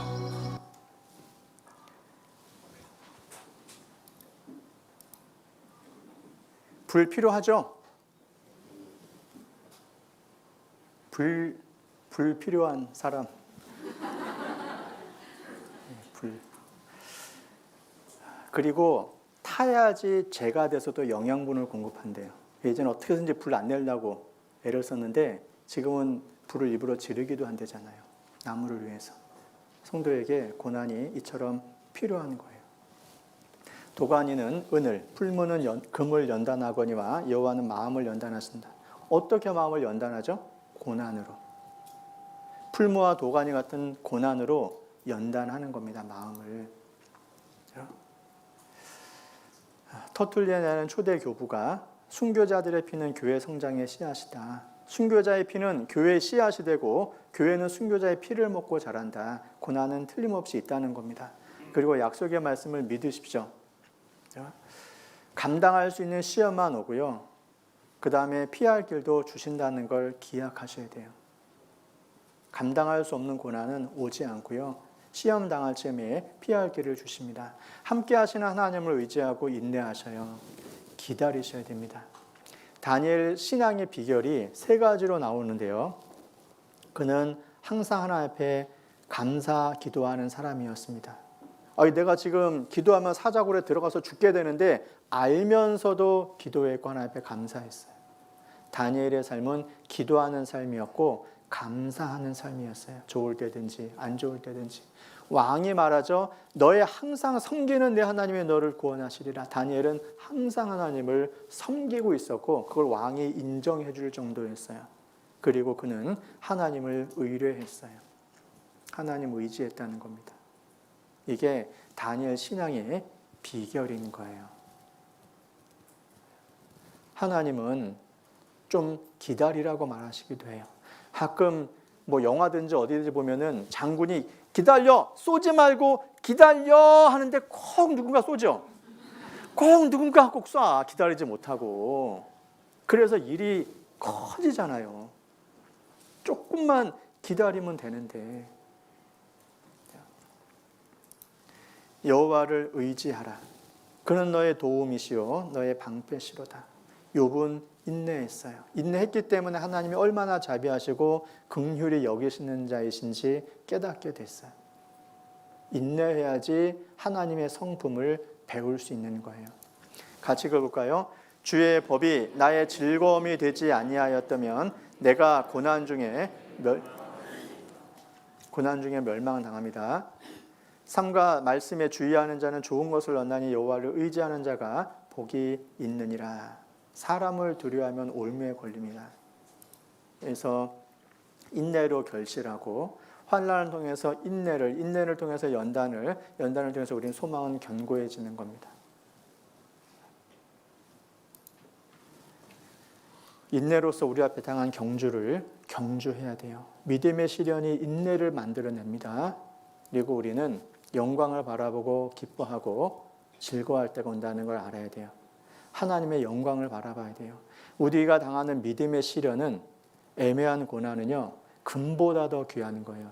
이 세상은 금이 제일 귀한데 하나님 보시는 그 금보다 더 귀한 건 믿음의 시련이에요. 왜냐하면 나중에 칭찬과 영광과 존귀를 얻게 되기 때문에 그런 거예요. 그래서 고난은 영광의 보증이 되는 겁니다. 우리는 그리스도와 함께한 후사입니다. 함께 영광을 받기 위하여 고난도 함께 받아야 되는 거예요. 보이는 건 잠깐이고요. 보이지 않는 건 영원합니다. 세상 형적은 지나갑니다. 해의 영광도 다르며 달의 영광도 다르며 별의 영광도 다른데 별과 별의 영광이 다르다. 우리가 보기엔 태양이 가장 커 보이죠. 우주로 가보면 태양 그 큰 것이요, 정말 아주 작은 것에 불과하기도 해요. 보세요. 이게 밤하늘에 수많은 별들이 떠 있는데 우리 보기엔 점처럼 보이지만 태양보다 훨씬 더 큰 별들이 있는 거예요. 우리가 보기에 성도들 각각은 정말 존재감이 희미해 보일지 몰라도 하나님 앞에 가보면 그분의 영광이 정말 어마어마하게 클 수도 있어요. 커 보이는 영광이 작아 보일 수도 있습니다. 하나님 앞에 가보면. 그래서 하나님이 별과 별의 영광이 다르다, 밝기가 다르다고 설명해 주시는 거예요. 하나님 앞에 가보면 진짜 삶이 드러나요. 고난을 통해서 아름다운 인생이 되셨습니까? 정말 밝게 빛나는 별이 되는 거예요. 고난을 통해서 아름답게 하시는 하나님을 생각하셔야 돼요. 의인은 고난이 많습니다. 그러나 단련 이후에 점검같이 나온다는 걸 기억하셔야 될 거예요. 하나님은 선하시고 인자하셔요. 고난에는 틀림없이 이유가 있어요. 모세 앞에 바로가 있었고 홍해가 있었습니다. 극복했어요. 여호수아 앞에 요단강이 있었고 여리고성이 있었고 가나안 7 족속이 있었어요. 다윗 앞에 골리앗이 있었고 사울이 있었어요. 엘리야 앞에 아합과 이세벨이 있었고 예수님 앞에 유대 종교가들뿐만 아니라 십자가가 있었던 겁니다. 제자들 앞에 대적자들이 있었죠. 다 피할 수 없는 것들이에요. 당당히 맞서야 되는 겁니다. 야곱이 야복강 건너기 전에 씨름하잖아요. 축복을 받아내려고. 씨름하다 보니까 날 샜어요. 그래서 나 빨리 가봐야 되겠다고. 왜냐하면 천사 퇴근 시간이 있는 모양입니다. 빨리 가야 되겠다고. 씨름하다가 날 샜어요. 우리도 고난 가운데 씨름하다 보면 주님 맞이할 거예요. 그리고 우리의 이름이 이스라엘로, 야곱에서 이스라엘로 바뀌어져 있을 거예요. 초라한 인생인 줄 알았는데 하나님 앞에 가니까 진짜 영광스럽고 아름다운 인생이 되는 거예요. 나는 하루하루 그냥 투쟁하면서 사는 거예요. 어떻게 하면 이 고난을 이겨낼지는 모르겠지만 물러나지 않은 거예요. 버틴 거예요. 그랬더니 영광을 주시는 거예요. 우리에게 부족한 부분이 많기 때문에 하나님을 어떻게든지 깨려고 해요. 아이고, 시간이 넘어야 되는데. 이게 레오나르도 다빈치, 레오나르도입니다. 이 사람은 미켈란젤로. 인데요, 레오나르도 모나리자 그린 사람이잖아요. 모나리자. 여기 미켈란젤로가 다비드상 이렇게 벌거벗고 이렇게 딱 서 있는 거 있잖아요. 그런 거 이게 모세상 있고, 여기 이제 피에타라고 그 마리아가 예수님 안고 있는 게 모습인데 위에서 보면 예수님밖에 안 보이죠. 말이 안 보이고. 네, 이걸 왜 이 조각을 그렸냐면 미켈란젤로가 돌을 깎아낼 때 그 안에 있는 아름다운 모습을 드러내기 위해서 돌을 깎았다고 얘기를 하는 거예요. 관념이. 우리는 깎아서 모양을 만들라는 생각을 했는데 미켈란젤로는 그 안에 정말 아름다운 모습이 있다. 그거를 드러내기 위해서 나는 겉에 걸 걷어낸다는 거죠. 그래서 교훈을 받았어요. 우리 속에 정말 아름다운 하나님의 형상을 빚어내기 위해서 육신의 것들을 하나님께서 계속 제거하시는 거예요. 고난이라는 방법으로 우리를 빚어가셔요. 사람들이 이거 딱 보고 처음에 비난했대잖아요. 아니 예수님이 중요한데 왜 마리아만 크게 보이고 예수님은 초라해 보이냐. 이 위에서 보는 게 진짜라고. 마리아는 온데간데 되었고 예수님만 보이잖아요. 하나님이 보시는 우리의 모습인 거예요. 고난 중에 있는 예수님을 보시는 것처럼 고난 중에 있는 우리를 지켜보시는 거예요. 가장 많은 영토를 정복한 지배자 몽골 징기스칸. 집안이 나쁘다고 탓하지 마라. 나는 어려서 아버지를 잃고 고향에서 쫓겨났다. 가난하다고 말하지 마라. 나는 들쥐를 잡아먹으며 연명했고 내가 살던 땅에서는 시든 나무마다 비린내만 났다. 작은 나라에서 태어났다고 탓하지 마라. 나는 배운 게 없어 내 이름도 쓸 줄 몰랐지만 남의 말에 항상 귀를 기울였다. 그래서 현명한 사람이 있다는 겁니다. 너무 막막하다고 그래서 포기했다고 말하지 마라. 나는 목에 칼을 쓰고 탈출했고 뺨에 화살을 맞고 죽었다 살아나기도 했다.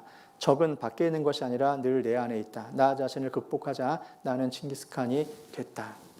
이게요.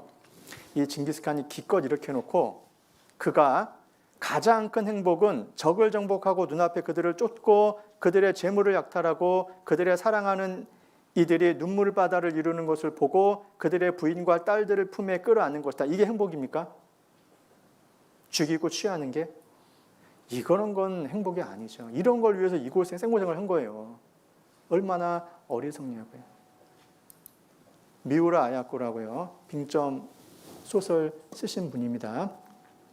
이분의 별명이 종합병원이잖아요. 너무나 평생의 병을 앓고 사는 사람입니다. 14년 동안 병원에 누워있기만도 했고요. 막 척추가 녹아내리는 질병도 있고 폐병으로 피를 쏟아내고